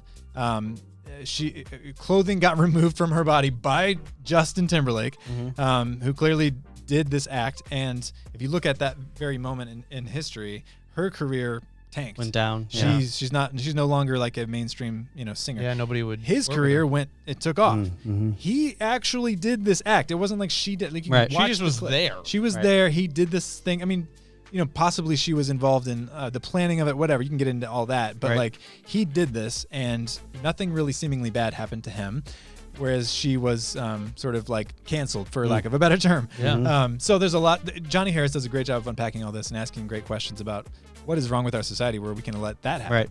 Right. Anyways. Trivia, I've never seen that. Yeah. Like, I wasn't able to watch that Super Bowl, and I've seen most Super Bowls. Well, you know where you can find that clip? YouTube. So are you saying that Justin Timberlake and Janet Jackson are responsible for us doing our live stream right now? The reason we're live streaming right now is because Thank you to Justin Timberlake and Janet Jackson. Yeah. Yeah. I mean, it's helped this live stream happen that we're doing right now. I just wish it was under different circumstances. I wish it was too. We could probably go back one more domino effect. We could just although call it, that like, just kind of ruins You know it what? there, Let's doesn't just call it. it. We'll go all the way back to when they merged the two leagues and started the NFL and started the Super Bowl in the mid '60s. Thank you, Vince Lombardi. There we go. Vince Lombardi is the reason we are streaming right now. That's weird. I will just end it on a positive note, somewhat. Go watch Johnny Harris's video because I think it's not a positive, but at least we should be learning about that event and educating ourselves for sure. about what happened there. Okay. You got one more? I got one more. All right, let's do it. Okay. This one is the culmination of all these things, okay? So we're still in the present tense. I'm going to tell you about something that's happening. We're going to go follow the dominoes backwards. All right. Are you guys familiar with the artist who is currently on the Billboard Hot 100 named Machine Gun Kelly? I am. Yes. He is dating Miss Megan Fox still, right? I didn't know that. I but- think, or did they break up? Does anybody know I this? think they're together. They're together. I Yeah. think they're like one of the new hot couples. Okay, well, MGK, Machine Gun Kelly. Turned into Jiminy Glick. One of the new hot couples. They're really impressive. Sorry, go ahead. What's your beef with Machine Gun Kelly? Well, Machine Gun Kelly has 2 songs actually right now on the Hot 100. So he's all the rage right now. So I what? So I'm just thinking of like Jiminy Glick, such an old reference. Jiminy Glick is amazing. He's amazing. Okay, sorry. I can't. It was my bad. My fault. I've got Jiminy Glick in my head. Yes, okay. Don't you just think he's the greatest? What do you think of my shirt? This is now a past segment all about Jiminy Glick. Machine Gun Kelly has 2 songs on the Hot 100 right now. So he's like, he's very popular right now. He's the thing. He's the He thing. is. The thing. Now, he's primarily a rapper. I actually don't really listen to a lot of MGK, but I know of him and doing research and stuff. He's primarily a rapper, but he's also got a lot of, what other influence he has a lot of? I mean, he looks like based on his name and all that other stuff, he looks like a metal rock guy. Okay. Close. Like he looks like I thought Rapcore, he looked like a punk really. rocker. Okay. Yeah. Now we're getting somewhere. Okay. You know who's actually, side note, do you know who his drummer is currently? Probably Travis Barker. Travis I would Barker. assume. No drum. kidding. Yep. How about that? Travis Barker, who is, famously Blink-182's drummer. So And famously loves hip hop. yeah, so Famously survived a plane crash. He's a very famous guy. Famously a vegan. Really? He is. Continue. okay, so MGK, famous rapper who's also heavily influenced by pop punk, which is a really interesting combination of genres there. If you go back from MGK, like I said, Travis Barker's his drummer, but you keep going back to one of his pop. Let me start that over. Machine Gun Kelly, who is primarily a rapper, also heavily influenced by pop punk. Now, one of the pop punk influences that is strongest on him. Want to take a guess? Danny, you're better at pop punk than me. Pop punk. Now, I will say this is like emo pop punk. This is a little bit after our day. A little bit after our day. So not Dashboard? Not Dashboard That's not Confessional. punk. Not, I don't even know what that is. Dude, That's people emo. don't consider My Chemical Romance punk. You're getting in the right era. Fall Fallout Boy. Out Boy. Yeah. Okay. Okay. Fallout Boy, huge influence on Machine Gun Kelly. Now, the most famous member of Fallout Boy, do you know his name? You'd probably recognize the dude. Again, this is like a little bit after when we were into this kind of music, yeah. so I was never really into Fallout Boy, but you'd recognize the guy. He looks. If you say his name, I'd remember. He looks like the Fallout Boy. Like you know him. I sound like a geezer when I say Brandon that. something? His name is Pete Wentz. Pete Wentz. Okay. That's what it is. Pete. He's the bassist actually, but he's probably the most famous one. He's also the lyricist. Okay. So Pete Wentz, famous member of Fall Out Boy. Well, he was making music he was actually born in 1979 because he was making music. Young. Just a young man. He was making music in the Chicago area where he grew up in like the 90s and early 2000s before Fall Out Boy totally blew up. Okay, so Pete Wentz is born we're going backwards, right? Okay. Pete Wentz is born in 1979. We're going to keep going back. Pete Wentz's parents, they hit it off a few years before old Pete was born. Okay. Right? Yeah. You know where they met? A political rally Oh. Okay, because they were staffers for a campaign. Ryan? What? Jack Ryan? That would be amazing. That would be amazing. 70s. They were staffers for a campaign for none other than Joe Biden Oh. Was it for his Senate run. Senate run? Oh my goodness. So Joe Biden is responsible for Machine Joe Kelly? Machine Gun Kelly. Machine Gun hang on. Joe? So are you getting at that Joe Biden running for Senate is responsible for America's sweetheart Megan Fox getting together with the other America's sweetheart Machine Gun Kelly? some of that is way wrong. I would take out the America's sweetheart. Okay, parts, those but people? Yes. Okay. Joe Biden's Senate run is responsible for Fall Out Boy and Machine Gun Kelly and like Katy Perry and like a bunch of other people who are Interesting. inspired by Fall Out Boy. Holy moly. And that's a lot of people. Fall Out Boy. Huge. Parents I mean, met, not for us, but yeah, other people. parents met at his rally. Holy, they weren't, were they staffers? What did you say? They were I think they met. They just met at the rally. I think. Well, they worked for his campaign. Okay. I don't know which one came first, but See, now I'm trying to line up all three of these dominoes yeah. together. I try to do that. I try to do that too. Because then if you then go back to Joe Biden and the thing, and then you go the other way to Star Trek. And you can say the failure of the Articles of the Confederation are the reason we have Fall Out Boy. You know that GIF where there's like math equations like flying Yeah. through this? That's what's happening. Yeah, right now. beautiful mind. Yeah. Man. Pretty mind-blowing. Pretty mind blowing. Holy moly. So what's kind of cool is that you can trace a lot of things, back pretty far. I want to know where that all-important domino of Joe Biden is falling into the future to the next butterfly effect, domino effect thing. I mean, that was a pretty solid transition into my topic. I think mean, we should it has just- nothing to do with it, but I liked it. Let's pretend it does and go right into the future. Go to the future. Let's go. All right, you want to cut? Cutting. Okay. All right, into the What's up, live into stream? the live stream. What's up, guys? That was a little doozy there. It was fun.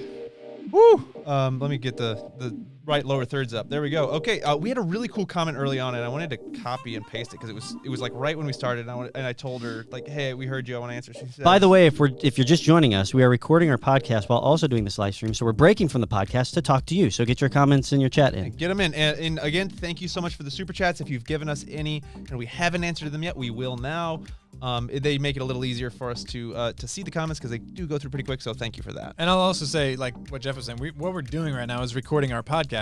And if you haven't heard it before or haven't seen the video clips before, it's called Timely. Our podcast is called Timely. You can find that on your podcast app, or you can look for it on YouTube. We have clips of it on YouTube. So go over there, subscribe to Timely. There's all sorts of fun, random topics like this. This is just kind of how we talk to each other. Yeah. So this is just us. We're just hanging out. Yeah. Heather Meyer asks us, what was the hardest part of making our YouTube channel and videos?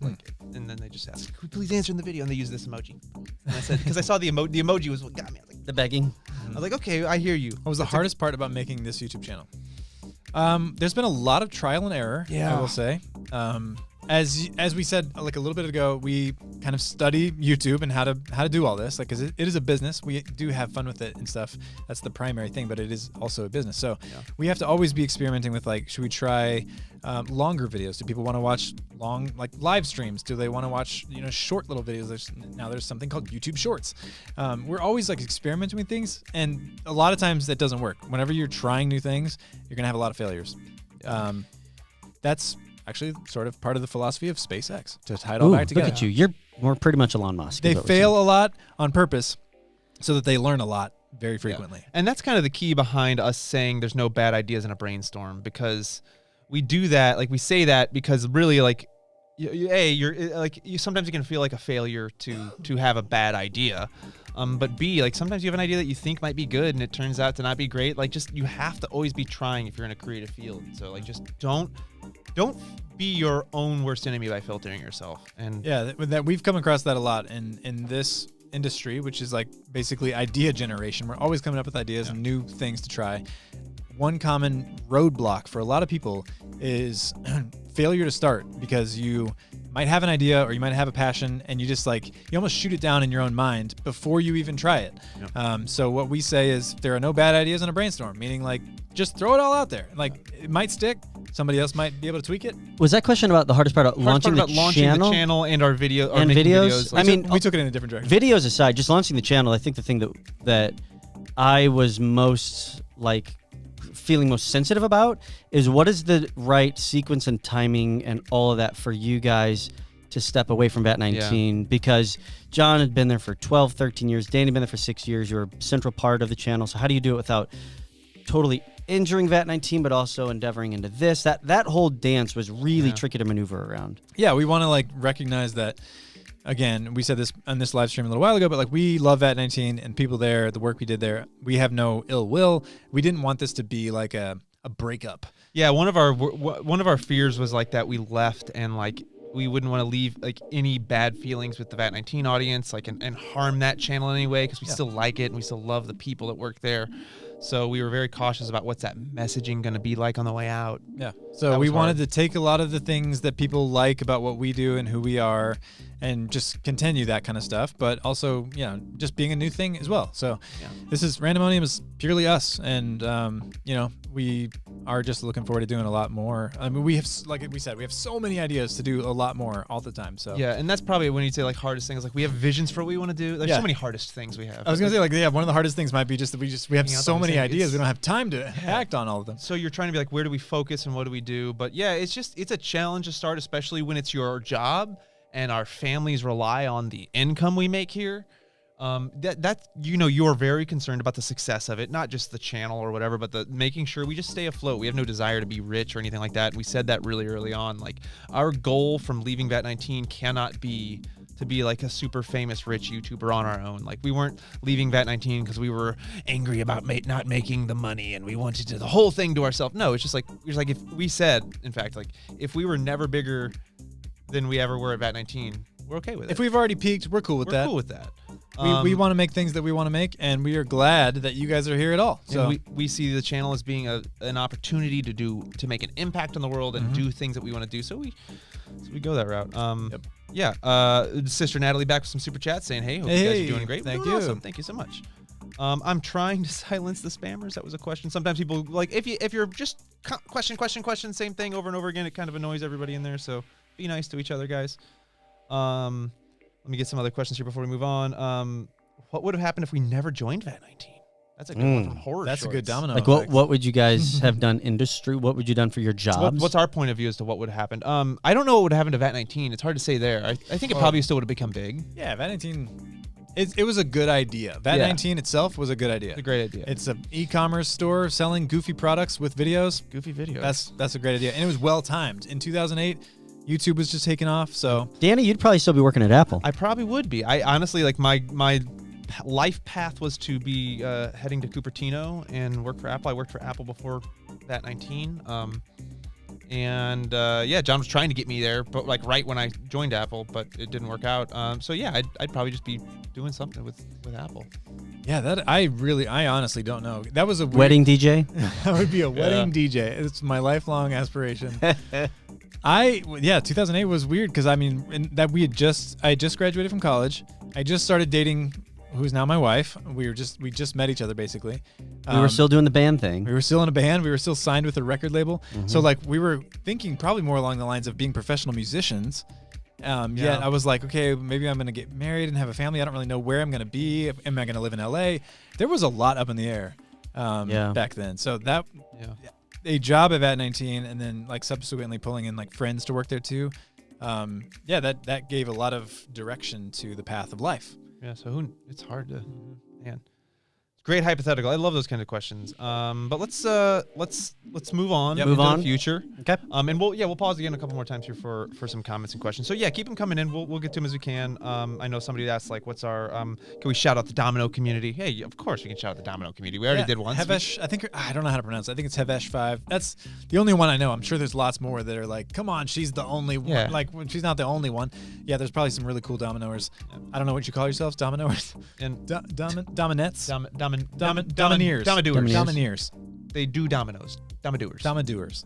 That's what I'm calling them. Okay. They probably hate that. And then the other question that we're getting a lot from other people is, would we ever do a collab with VAT19? Yeah, if we're open to that. Yeah, heck yeah. So when the opportunity comes up or we have an idea, I think everybody is open to that. So All right, we want to get into the future segment. Let's do it. Okay, I am rolling. Shout out to Maddie behind the camera. Maddie just hit record. I'm hitting record. If you want to chat some more, keep them coming. We'll get back to you in just a second. We're going to start the future segment. Stand by. Clap. Sorry, let me get my notes up here. Danny. Just not ready. Come on. Let me tell you about that clap. The reason we do that, you probably see us clap or do the little clapper board thing. That is so that we can sync up the video and the audio. So when Maddie's editing this later, she can look on the software and see at the exact moment when I clapped and hear the exact time when you hear a clap, and you can match those things up, and it works perfectly. So, Are you ready? I've seen your wife in the chat, by the way, John. Oh, Hi, Jessica. So Hello, say hi Jess. if she's still streaming. maybe she's watching with the boys. What time is it? Maybe it is. Oh yeah, 4:26. we're after. Yeah, they're home from school. Yeah. Hey guys. All We let's do ready? this. Into the future. All right, here we go.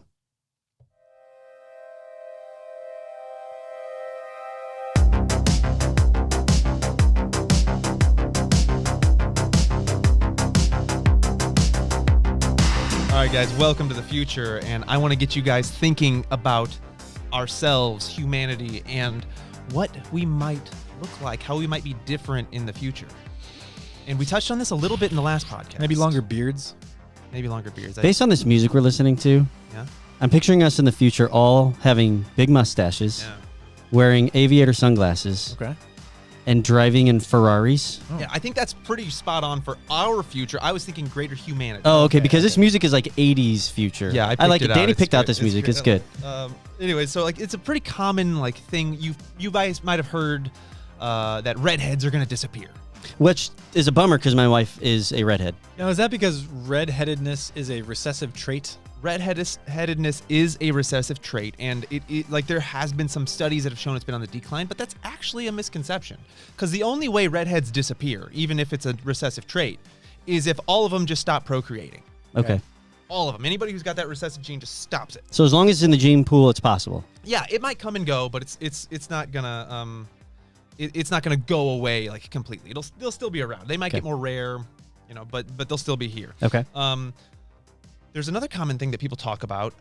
They think we're going to get less intelligent as time goes on because natural selection isn't happening the same anymore with humans, and we don't necessarily choose for the smartest. And sometimes what has been shown actually is people who scale lower on the intelligence ratings have more kids. People who scale higher have less kids. So the movie Idiocracy, we're all familiar with. The whole plot is that humanity just gets more and more. It gets less and less intelligent. I love that movie because the president's name is like Herbert Camacho Mountain Dew It's like Dwayne Alonzo Alonzo, Johnson. Mountain Dew's in there. Yeah, His look at name is it's like his name is sponsored. It's one of those movies that like I watch and I'm like, this isn't good, and then I sit back and think about it. I'm like, that was brilliant. I love that movie. It's like funny because it's true. Yeah, but that's actually a misconception. Our brains are shrinking though. That is one thing that might change. That our brains might shrink, but it's not due to intelligence. It's due to the fact that we're living in a more peaceful society. Oh. So if you can make an easy comparison to domesticated animals. Domesticated versions of their wild counterparts typically have smaller brains. So the more stress you're under, the bigger your brain is going to be for whatever reason? Kind of, Okay. because you rely on your community for survival, less on you having to figure everything out. It's a communal thing. So Oh. because your brain doesn't have to do as much work, it doesn't require as much brain power, but it doesn't mean you're getting less smart. You can still maintain your intelligence even if your brain is smaller. Interesting. Yeah. So that's a really fascinating one. I was like, oh yeah, I've heard that one before. That's a common rumor. And then we hear things about ADHD, Tourette's, autism are on the increase. So that's happening for some reason. That's going to be more and more common. But that's also a misconception because it's really just that we understand these things a lot more. Okay. So more people are being diagnosed. They were always here. Sure. Right? But we just didn't know how to diagnose them. Yeah, people just used to say like, "Oh, that person's weird," or "That person's like different." Yeah, right. But now we know like there's a medical thing going on. Right. Yeah. So can you guys think of anything else that might be like a thing you've heard that we're going to lose in the future? That we're going to lose? That we don't need anymore? Like our body, like physiologically? physiological bodies, yeah. I feel like I'm just thinking recessive traits, but like blue eyes, blonde hair, those are things I feel like go away. Like in theory, if they're recessive. The big common one is our appendix. Yeah, Like- which I don't have one. Haha. You don't have one. I don't. Good for you. I was born with one, You were born with one. but it almost ruptured 10 years ago. Yeah. And they had to cut it out of me. Yeah. That was brutal too, wasn't it? It was not It fun. wasn't fun at all. My wife went through that too. Not Yeah. fun. Yeah, and I think we've all had our wisdom teeth taken out. Yeah. Not everybody has wisdom teeth. It's becoming less and less Yeah, common. those need to go away. Yeah, so the assumption is that these kind of things will go away, but again, it may not because we don't live out in nature in the same way that animals go. So like as these things did start to disappear, It doesn't necessarily mean they're going to go away. So a common one people talk about is body hair. Like we've become less and less hairy, but we may or may not become less or less because hairy we're in a more climate controlled setting most of the time. Yeah, because we don't need the body hair for lots of things. We have clothes, we have all kinds of things, but the reason we choose our spouses, our mates, is for different reasons. There's physical attraction, there's love, there's all kinds of things. So like body hair could in theory go in and out of humanity as it becomes more or less popular with the opposite sex. By the way, did you know that humans have more body hair than monkeys? What? It's true. I saw that at the Field Museum in Chicago when I was a kid, and it blew my mind. Like per square foot? Like we have so many little thingy hair things on us that we have more than monkeys. Oh, that makes sense. Yeah, There you but go. we have those for a purpose too, and we'll get to those in a little bit too, because I want to talk about those little hairs. Okay. But the big thing I want to get is this happens more quickly than we would think. Like we would think as humans quote unquote evolve, like this is a form of they call it microevolution. It doesn't mean we're going to become some space or some space race that can breathe underwater and in space. Like right. We're just talking about changes within our species. As an example, the indigenous Tibetans can transfer more oxygen within their blood than we can because they have lived higher altitude with less oxygen. And that's happened, they think, as recently as 3,000 years. Okay. Which is really recent. Yeah, relatively speaking, yeah. So other things about that, we talk about body hair going on, but what happens when like you get a chill or you get goosebumps? You get goosebumps or goose pimples or whatever you want to call them. I think they should be called goosebumps. Yeah. I've never liked goose pimples. I don't like goose pimples. Who calls them goose pimples? But a lot of people. When I had seen it in the articles that I was reading about this, they didn't call it that. They called it goose skin or goose flesh. Goose skin or chicken skin. I've heard chicken skin. What? Yeah. Okay. Yeah. Ooh, it's giving me Who chicken calls it skin. that? I don't know. Quick aside to the live stream. Is it goosebumps, goose pimples, or chicken skin? Or goose skin. Like, what do you call it whenever you get If it's anything other than goosebumps, you're wrong. But way to skew the results. Sorry. We still have that, and they happen for a lot of different emotions, and we seem like, ooh, I got goose pimples, as Mr. Bean would say. I'm the only one who gets that reference. No, I got you. Mr. Bean. Okay. Think about when you see animals do that. What are they trying to do when their body hair does that same thing? My cat. When I scare my cat, it's trying to look bigger. Yeah, they try to get bigger, so our body still does that. Oh, interesting. But we have these tiny little hairs that people don't see, so it doesn't matter anymore. So that's why that trait they think will go away because it serves zero purpose anymore. Absolutely zero purpose, which is interesting. I think really cool. This one blows my mind. Toes might disappear in the I future. was thinking about that when you asked. Like, do they serve a purpose? That's the question. Toes might disappear. Why do you think toes might disappear? I mean, I understand they help us right now based on the length of our feet and all that stuff for balance and all that, but do you need the different appendages? Right. You 100% don't. Could we have like Barbie or Ken feet? You know how their feet are just kind of squared off? It's like one little flapper down there. Yeah. That's the theory, is that they'll kind of like they'll still be in there, kind of like a whale fin has some toes in there somewhere, or there's some animals metacarpals, metatarsals. They kind of just blend together. The reason being is we have changed our stride. We rely less on our toes to walk because of shoes and all kinds of things and how we move. So our feet, the way we impact the ground, has moved further and further back on our feet, so requiring our toes less for balance and movement. So as we get older, we might see less toes. Let's cut your toes off and see if you miss them. Yeah. I still walk with them. Okay. These are future people, not us. Okay. What would he do with his toe rings? It's a little known fact. I have a lot of toe rings. Big toe ring guy. Some of these are things that I didn't know we still had. Like we've heard of, you might have heard of paranasal sinuses. There's like a whole bunch of sinus cavities. It pretty much just gets you sick. They think those might go away. They get you sick, or they get infected a lot? They get infected, and you get sick from them. Yeah. And we don't really know exactly why we have them. So they're like, they'll probably disappear. But this one I didn't think about. Our third eyelids. Did you know you have a third eyelid? Nope. I didn't know I had a second one. Nope. We all have three. You can see them right now. What? Yep. It's this little thing on the corner of your eye that looks kind of like when you look on the side of your eye. It's this little thing. How many eyelids do I have right now? Don't do that, Jeff. Yeah. He just put his eyelids inside out like a weirdo. So wait, this thing right here This little thing on the inside of your eyes. is considered a lid. So it's like bottom lid is one and top lid, or are you talking like 1, 2, and then the third one in the middle. That eyelid originally would have served a purpose to clean your eyes. John, look at me. I don't want to. Look for your third eyelid. Blink. It's just that little flap of skin right there. Just a little pink. Just that little pink of skin that you put eye drops on when when you need to do eye drops. Okay. It would have been like if you've seen animals where they like sometimes they'll blink that to clean their eyes off, or they'll block water. Like it's the same. I was thinking of it was like Men in Black or something like that, where there's somebody who blinks like horizontal and vertical. There's like multiple lids that are blinking. Yeah. But think about that. That's a trait we still have, serves zero purpose. So it's very possible that in the future that those eyelids will go away and our eyes will change just a little bit. Now, there's a theory that our eyes are going to get bigger, too, and we're going to have bigger eyes. But I just we're going to be mole people. think that we have that's right. eyelids. The Society of Mole People. We've all established that. Well, mole people would have smaller eyes, actually. Their eyes would disappear.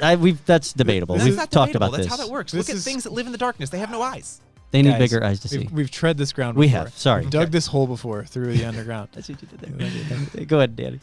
This is one really amazing one. Heart attacks.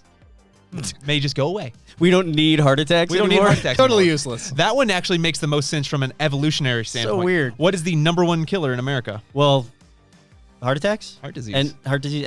And so that's tied to lifestyle, I would imagine. Yeah, it's tied to lifestyle, but the main point is it kills more people than anything else. Okay. So as it kills more people who are less prone to heart attacks will keep surviving. You kind of flipped the script a little bit there, though, for a second, because at first we were talking about things we have that we will not need in the future, Right. but this is like we don't need heart attacks, Right. but It's going to They kill will- everybody off, That's basically. like a true, like you can see that's yeah. still functioning in a traditional evolutionary way, natural selection. Well, kind of I way. have heard people explain why there's such an increase in dementia and Alzheimer's is because we do better at treating people's hearts Yeah. and allowing them to live longer. So we're actually seeing what happens when more people live to advanced age, which the brain has issues. Yeah, and we are a unique creature to have heart attacks too. When I was going through this and reading about that, An interesting thought. There's not many there's a weird mutation that they can go back to, and I didn't get too deep into that because it wasn't really my topic. But I might touch that in another day. Okay. Another thing that might disappear is or get lower if it doesn't disappear completely would be alcohol consumption. Because it's actually there's a syndrome called alcohol flush. It's where if you drink alcohol, your skin gets really flush. Have you ever met anybody who's like that? It's more common in East Asian ethnicities than white people, but it actually they think it's to prevent a certain type of cancer.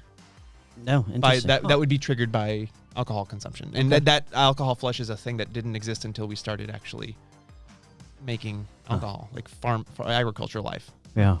Okay. Before we go on to this, do we want to take a couple comments here? Yeah. Take a little live stream break. Yeah.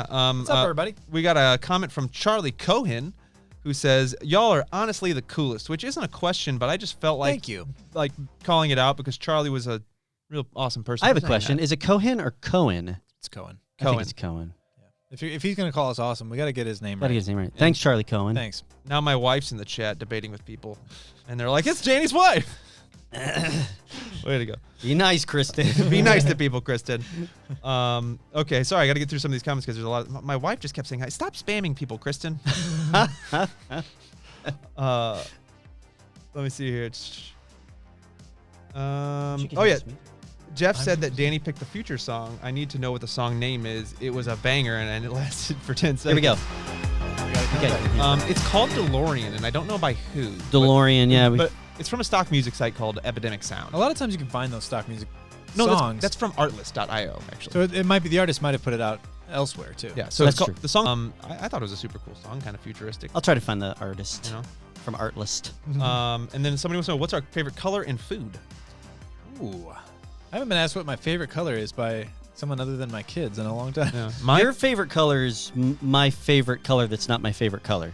It's my favorite answer to the question, what's Oh. your favorite color? Okay. That I've ever heard. It really is. Really? Yeah, I've never heard anybody answer it the way you do, and it's my favorite answer. What if he's changed it? He hasn't. Just in the last couple of weeks. We Okay. talked about this. Yeah, I think it was Super Bowl. I think it was the Super Bowl. Maybe it Okay. was the last live stream. Maybe. Yeah. Okay, so maybe I have been asked what my favorite color is recently. It was like a couple weeks ago at the Super Bowl. My favorite color is white. And I know that sounds stupid because a lot of people are like, that's not a color. It's just like the absence of color or whatever. No, Actually, it's all the colors. Well, yeah, technically, yeah. Aside from all technical, it's all the colors. I just always say, like, yeah, but don't you buy, like, white cars and don't you, like, paint your walls white? Like, you choose it as a color. That's a color. Yeah. I'm into minimalism and, like, simple things, so Yeah. I just never get tired of white. I don't know. That sounds Classic. weird, but I like it. Favorite food? I also like teal, though. I will say, like, when we chose Randomonium teal, You chose them, right? I think maybe. I don't know. It's a collaborative effort. I'm colorblind, so I just kind of go with it. I liked it. I just think it's. I like it as color. I'm gonna say. I like food? orange. Oh, You do like orange, which is a good. This That's is a why good my one. mic is actually Yeah. labeled orange. I actually told Jeff he had to do it. That's the reason why he True. started working in Vat 19 because That's the reason. Just no other reason. I hated the videos. Orange. No, yeah, don't take that out of context. No, yeah. So if somebody's gonna take that soundbite and then be like, "See, that's why you quit." No, it's not it. What's your favorite food? What's your favorite color? Oh, we're doing color. let's just color first. My favorite color is the same as my favorite NHL hockey team, blue. The Blues. There you go, blue. Yep. St. Louis Blues. I'm boring. Blue. That's what color blue? Like St. Louis Blues blue? They're royal? they're like vintage jerseys from when they launched. It's not a baby blue. It's like somewhere in between royal and baby. It's good. Nice. Favorite. By the way, did you know that they discovered a new blue? Yes. It's amazing. I was gonna bring this as a podcast Were topic you? in the future, but I watched a whole YouTube video on it. It's awesome. they discovered a new blue. That's all. It's possible. Maybe John and I will bring this to Danny. We'll bring this. Yeah, don't look it up. We'll tell you about it later. It's mind blowing. Okay. My favorite food. What's your favorite food? My favorite food is filet mignon. Filet mignon. Oh my goodness! Okay. I could eat it every day. Here's every the meal. tricky part about saying what's your favorite food. It's like, are we saying what food would you have if you couldn't have any other food? Would you have this for the rest of your life, or is it like this is the best thing you've ever had? I would go for. What do like, you eat the most If it's your often? birthday and somebody asks you, Yeah, for what's your birthday, go-to? That's a good way to put it. If Like it's your birthday meal I- what do you or your choose? last meal.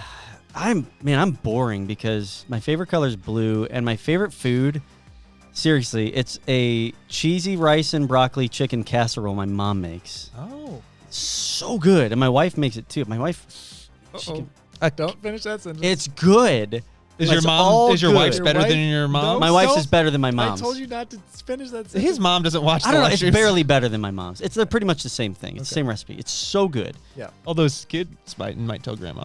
That's true. Although my kids love it as well, so Okay, there you go. I can hold them hostage with that answer as well. Yeah. Okay. Cool. Good point. I love Mexican food. Oh my I goodness. Yeah, I know. stinking love Mexican food. I'm with you. I don't get into it.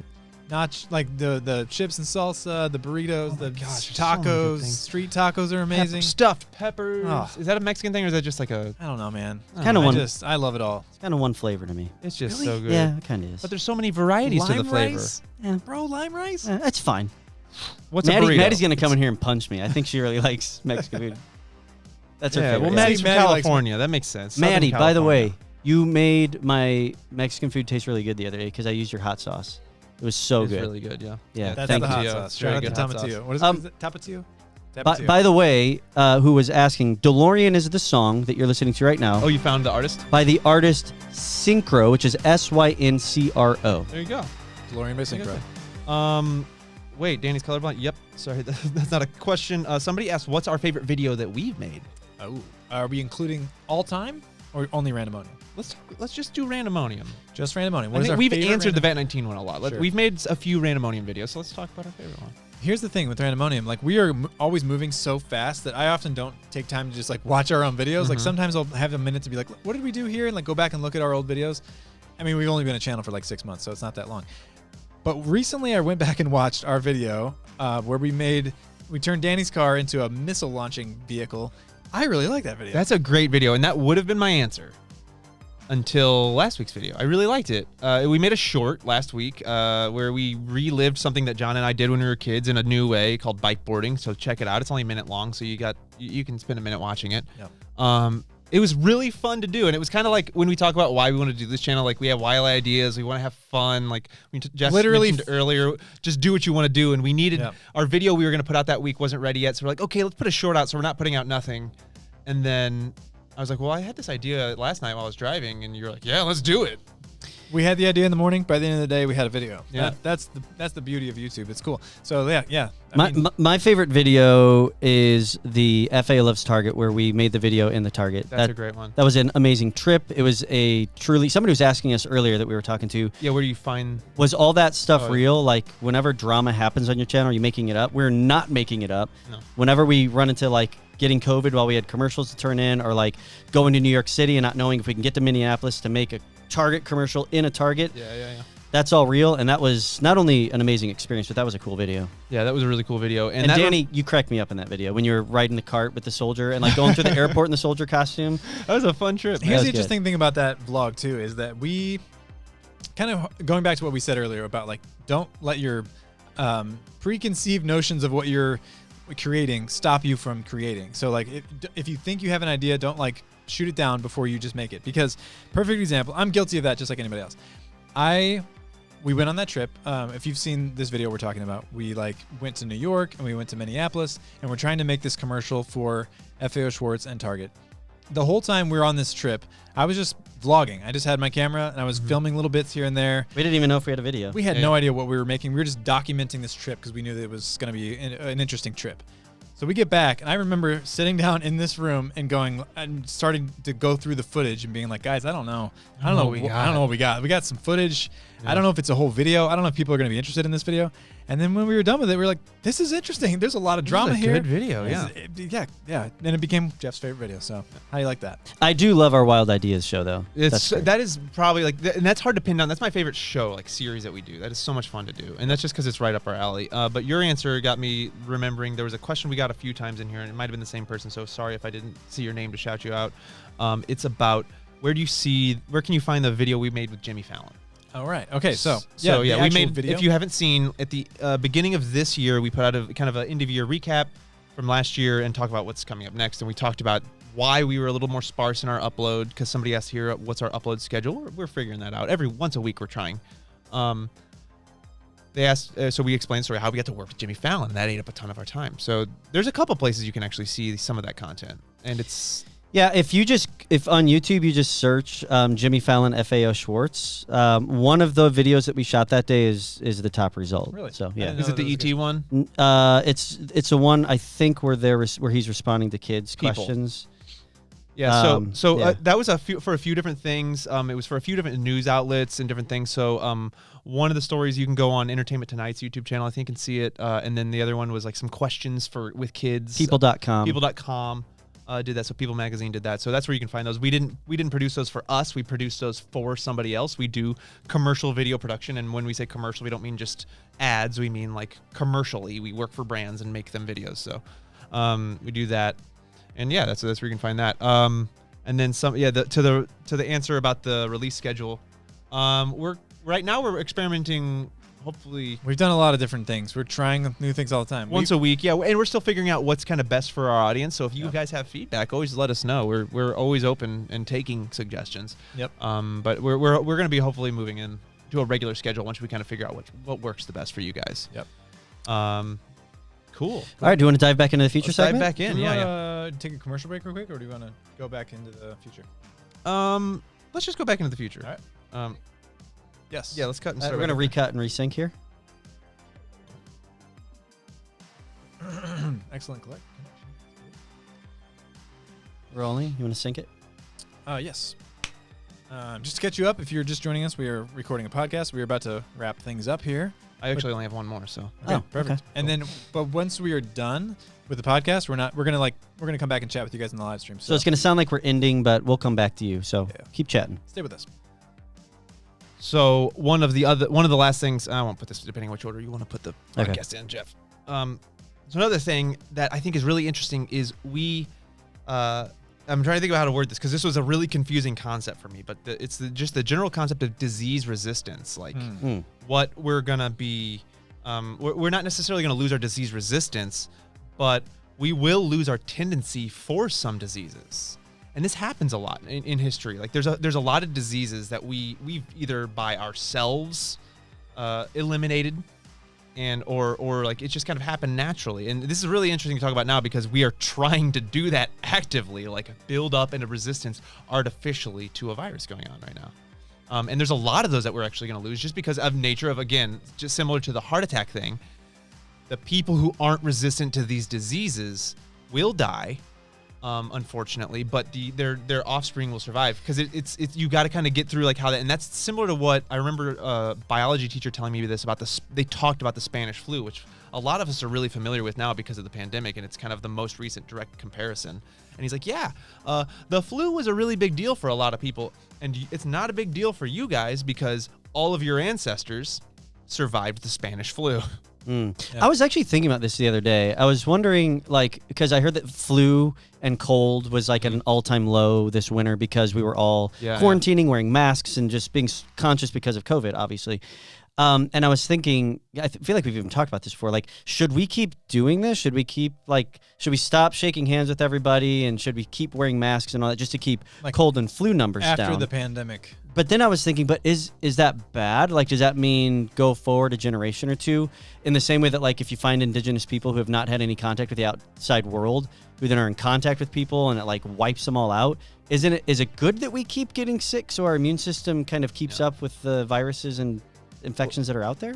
I don't know. It's a good thing you brought that up because, like, one of the big reasons that they talk about all these possibilities, and the reason that a lot of these are kind of big question marks, like we could lose this, we might lose this, and there's debate on all this, is because as humans and the nature of the culture we've lived in, we've changed the way in which we procreate. So it's a little bit, they actually have a term for it. I was, when we were discussing this yesterday, John, I was trying to figure out what the term was, and I figured out they call it unnatural selection. Just some way in which we choose our spouse, we have offspring. It has nothing to do with survivability or anything whatsoever. People who have diseases that would have in the past kept people from surviving to have offspring now live full, long lives, and these things can stick around. But to your point, is that a bad thing? Probably not. Because of globalization. Because globalization is one of the big reasons this has happened. Like, we've completely changed how we were as people, because instead of being isolated tribes or isolated groups living in areas, like circling around traits for our specific areas, we are a global society now. We move around all over. That's one of the big reasons, and I didn't even put it in here. We talked about this the other day, that our ethnicities are all going to kind of merge into this one human race now, because there's not a, like, you know, you think about this, like my ancestors come from Northern Europe and Eastern Europe. Like, we have specific traits because of those areas. My mom has red hair and pale skin because her ancestors came from an area that didn't get much sunlight. So she had to figure out how to, they had to survive and get enough vitamin D and all the things they need. And people who live close to the equator and have more, or get more sunlight, have darker skin. So like, we won't have that anymore. Those don't go away. So to the disease point, probably won't be as big of a deal. It'd actually be to our benefit, because everybody across the globe is getting this disease. Where if you think about, if this pandemic happened in, let's say 1300, it wouldn't have been a pandemic. It would have been an epidemic. It wouldn't have gone across continents. It would have stayed where it was. Right. And that way, it would have stayed as a small disease in one area. And that's when you have those people move across to a new nation or new continent where people have never even experienced it. Sure. And it just that makes sense. Destroys the communities. But we're a global community, so we want everybody to get it. We want that herd immunity. But it's interesting to think about, who knows the diseases that are going to kind of disappear just because we are able to make them go away. But it's interesting to think about, like, we won't have those disease resistances anymore. So what does that look like as future humans move on? Are there going to be new diseases? I mean, bacteria, I think, always evolve, right? I do have to say, I did not enjoy having COVID, but I did enjoy going this season without getting the cold or flu. Oh my goodness, that was nice. Was amazing, right? Yeah. I didn't get one bad cold or flu this year. I had like a couple minor ones, and I ironically had one right before COVID that was just one of the worst flus I've ever had. Guys, maybe it was COVID. I'm sorry I exposed you to COVID. That's okay. I didn't get it from you. So it was an accident. I didn't do it on purpose. It happens. I wasn't like, I think I have COVID. I'm going to go give it to John and Danny. Hey, we were doing our best to be safe, and we had a small circle. And it happens. Like, I think the point that somebody made once is, you're not trying to keep there's no way you can keep yourself from having a 100% exposure. We're all trying to limit it, and we're trying to bring it down so we can save the most people and cure this disease. You know what I hope I never gain an immunity to? Friendship. The enjoyment I have from listening to this podcast. That was nice. Oh my goodness. That was very nice. That was nice. So if you enjoy this podcast, why don't you leave a rating or tell a friend about it? Because that's what algorithms like. They do. I also want to just give a random shout out to Patreon, our Patreon. My goodness, because as we're talking about all this stuff, like we've said before, we have a lot of ideas, but we love hearing all of your ideas. One of the things we do on our Patreon is we ask our members, it's sort of like this inner club, like what their ideas are for us to talk about. So I'll give you a little teaser. One of my podcast topics that I want to talk about is, should we get rid of not only daylight savings time? Yes. Should we get rid of time zones altogether? No. There's a proposal for that. So time. Hold on. We don't need to talk about it yet. We're going to save it for a future episode of the podcast. How dare you tease us that way? But if you have an opinion about something like that, a very strong opinion like we do, or if you have a totally different idea, join us on Patreon because we love getting ideas from our members. So check that out. And if you want to see us fight, whenever we do that episode, I got a feeling me and Jeff are going to come to blows on that one. We might. Are you going to punch me? Maybe, like emotionally or verbally. Okay. I don't want to get punched. I don't think people want to see that. But anyways, thank you for joining us on this live stream. We are ready to sign off here. Do we want to sign up the podcast? Let's sign up the podcast, and then we'll do a chat a little more, bit more. I want to know chats. I want to know which topics you guys think. So start getting your suggestions in. If you've seen all 3 topics, which one you think should be the YouTube clip on the Timely channel? We're going to turn one of these clips into just a special video that you can watch or share or whatever. So let's close out the podcast and then get back to the chat. Okay. Let's think of how do we want to, where were we at? We were saying let's do another leave a review type of thing and just shut it down. So I shouted out Patreon. Do we want to keep that in the podcast? Yeah, we can keep that in the podcast. Okay. Okay. Well, thanks for listening to Timely, and we hope you enjoyed what you heard. Hopefully you have some strong opinions like us because this fosters debate and quality conversation. So share this podcast with somebody and leave a review. Encourage them to do the same thing because that helps us out. Believe it or not, 5-star reviews help us out. 5-star reviews. 1-star reviews don't. They're help not us. very helpful. So That's if you true. don't like this podcast, just let me know personally. Just move along. Just move along. Or send me a nasty email. It's fine. But if you like this podcast, leave a good review. We really appreciate it. Like the video on YouTube. All this stuff helps us out. If you don't have any financial means to help our business out, totally fine. What we ask is that if you like something, hit the like button. Yeah. Share it with a friend or subscribe. Any of that stuff helps us. So we appreciate it. Thank you for coming along with us. We'll see you next time on Timely.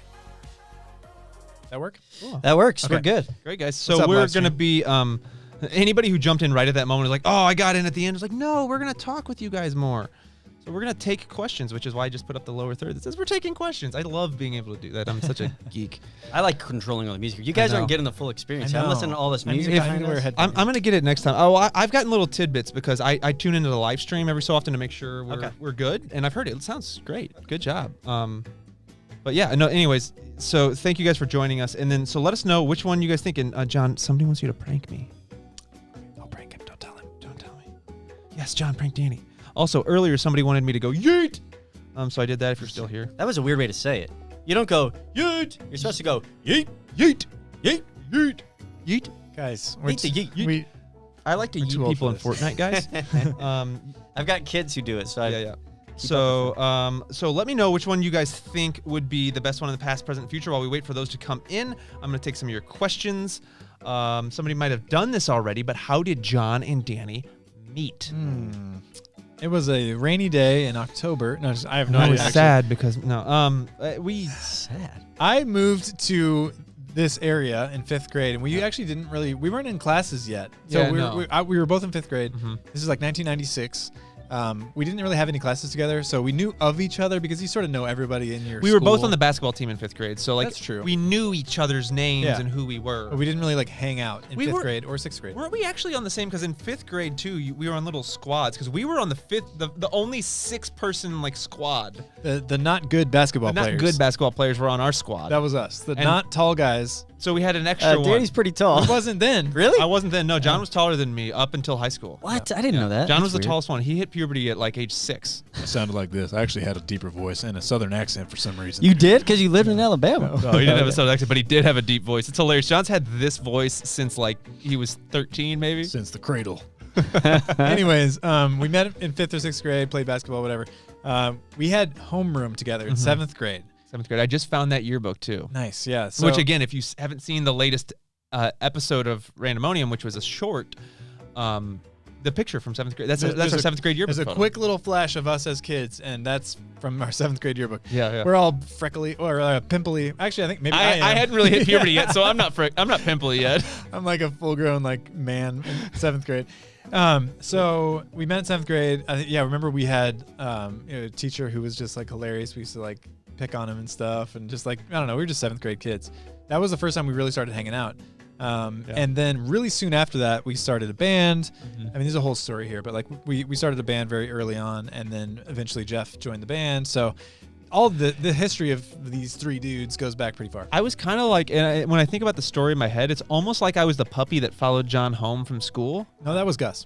Well, that was Gus too, yeah. But I was kind of in there too, because so John was we'd started to become friends in 7th grade, and then his house was nowhere near on my way home from school, but we would both walk home from school, and I could take the way John went, so I was just like, you know what, let's just keep hanging out. So I'll walk the long way. I'll go all the way to your house.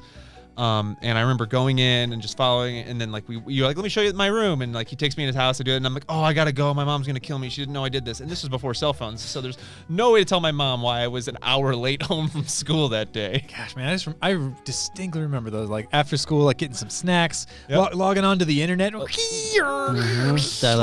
internet. And it's my favorite Jim Stom story, which is John's dad. This is my dad. So I hope they're okay with me saying his name. Sure. I mean, his helmet's back here. It's true. He's a cool guy, and nicest man in the world. And my first time meeting him, he's seeing me out the door, and I'm in John's mudroom, and I have to put my shoes back on because John's parents were shoes off in the house, people. And I bend down to put my shoes on, and I just farted right away. First time meeting this guy, and just oh, no. And John's dad was so nice about it, and I was like, oh, he didn't let me have it. That's good. He didn't make fun of me. Thank you, Mr. Stom. That sounds about right. And so I was kind of like the puppy that just came home and farted on his shoes. You went there. And then Tragic Cheese gave us another super chat. Thank you, Tragic Cheese. You guys are awesome. I hope we see more content soon. I'm always checking for more. Made me happy to know you guys would still be making videos. Yeah, we're going to be making lots. We're putting out some new ones. In fact, we're putting one out in the next couple days. I want to say, speaking of that video that we're putting out soon, look out for it because it's going to be really cool. We're really excited about it. And also, if you're the type of person who thinks about making videos, or whether or not you have a YouTube channel, whether or not you've taken that step, even if you just want to create something, take pictures, make videos on your phone, maybe get a camera. If you're interested in that stuff, this video is perfect for you. Yeah. And we've got a whole lot of plans going forward this year and beyond for people that want to make videos. We want to help you. We want to show you where we've been, our experiences, help you get started. Yeah. We got a lot of fun plans right around the corner. We really do. Danny's gonna build something cool. I'm really excited about that. I'm working on it this week, right? Yeah. And we're also gonna play a game, a really fun game at some point. Oh yeah, we are. We're gonna play a really fun game. I'm really excited about that one. We are. I want to leave with this question because I think it's a great question for us. Because it's kind of caring. People are asking, how are we feeling how are we doing after being sick? And I just want to clarify, John and I did not catch COVID. That we know of. I mean, I did have a test during that time that cleared me to come back, and maybe since then I've caught it. But during that time, I had not caught it. John tested positive or negative as well. I did not have it. Jeff was the only one who got it, so Jeff can answer. How you feeling, buddy? Yeah, I am incredibly fortunate to have had very minor symptoms. Even when I had it, the worst thing I had was achiness when I woke up in the morning. But beyond that, I didn't get any of the respiratory things. I kind of lost my smell for a couple days, but it came right back. So I was really fortunate to have minimal symptoms. But I'm doing totally great. Yeah, and we did pass it around a little bit in the family. A couple of my kids got it. Joy had already had it. My wife had already had it. But everybody recovered great, so we're doing good. We're doing great. Yep. And hopefully everybody else who has caught it is surviving and thriving well now too. Yeah, my wife had it, and she had a pretty intense case of it. She was just sort of wiped out energy-wise. She got it from me. Yeah, right. She got it from me. I'm sorry. From a charcuterie board. Sorry. New Year's Eve charcuterie board. That's what did it. But yeah, she was just wiped out. She just had to sit on the couch for a long period of time. Couldn't even get up and walk around. It was just that kind of symptoms. But then what's strange, everybody has had, different symptoms, but she has lost her sense of smell, and it's just now coming back. Is it really? And it's been 3 months. Oh man, so it's a bummer. It's weird. Mr. Kiwi, I saw your comment. Did we know were we once in a laser beam video? I didn't know that. So if you could send me the link, I'd love to see it. So just comment on any video. We'll see it. Yeah. Because I would love to know what that was. My kids love laser beam. So anyways, thank you guys for joining us. This has been a ton of fun. I think we're gonna try to do this again. Yeah, we'll try to do it again. A couple weeks. And then we'll see. We're gonna kind of go through this and see if this is gonna be a regular thing or not. But we're gonna do it again for sure. We just gotta figure out what that looks like. I was gonna say this stream is we're not gonna leave it up. So you guys that have joined us here on this live stream, welcome to the club. This is for you. Private party. Private party for you. Yep. But we will be putting up the podcast that we recorded here, and then again, we're gonna put up one of these little clips over on the Timely YouTube channel. So. What we really wanted you guys to do, if you can help us out, is go look for Timely on YouTube. Just search for Timely Podcast and subscribe, like the videos, whatever. Just like explore. See, we think you're gonna like it. If you liked this, you will definitely like the Timely YouTube channel. Absolutely. There you go. All right. Cool. Well, on that note, we will see you guys next time. Thanks for joining Thanks us. for being with us. Peace. Stream. It's still ending, so they're hearing us. Goodbye, guys. Goodbye. So many confirmations.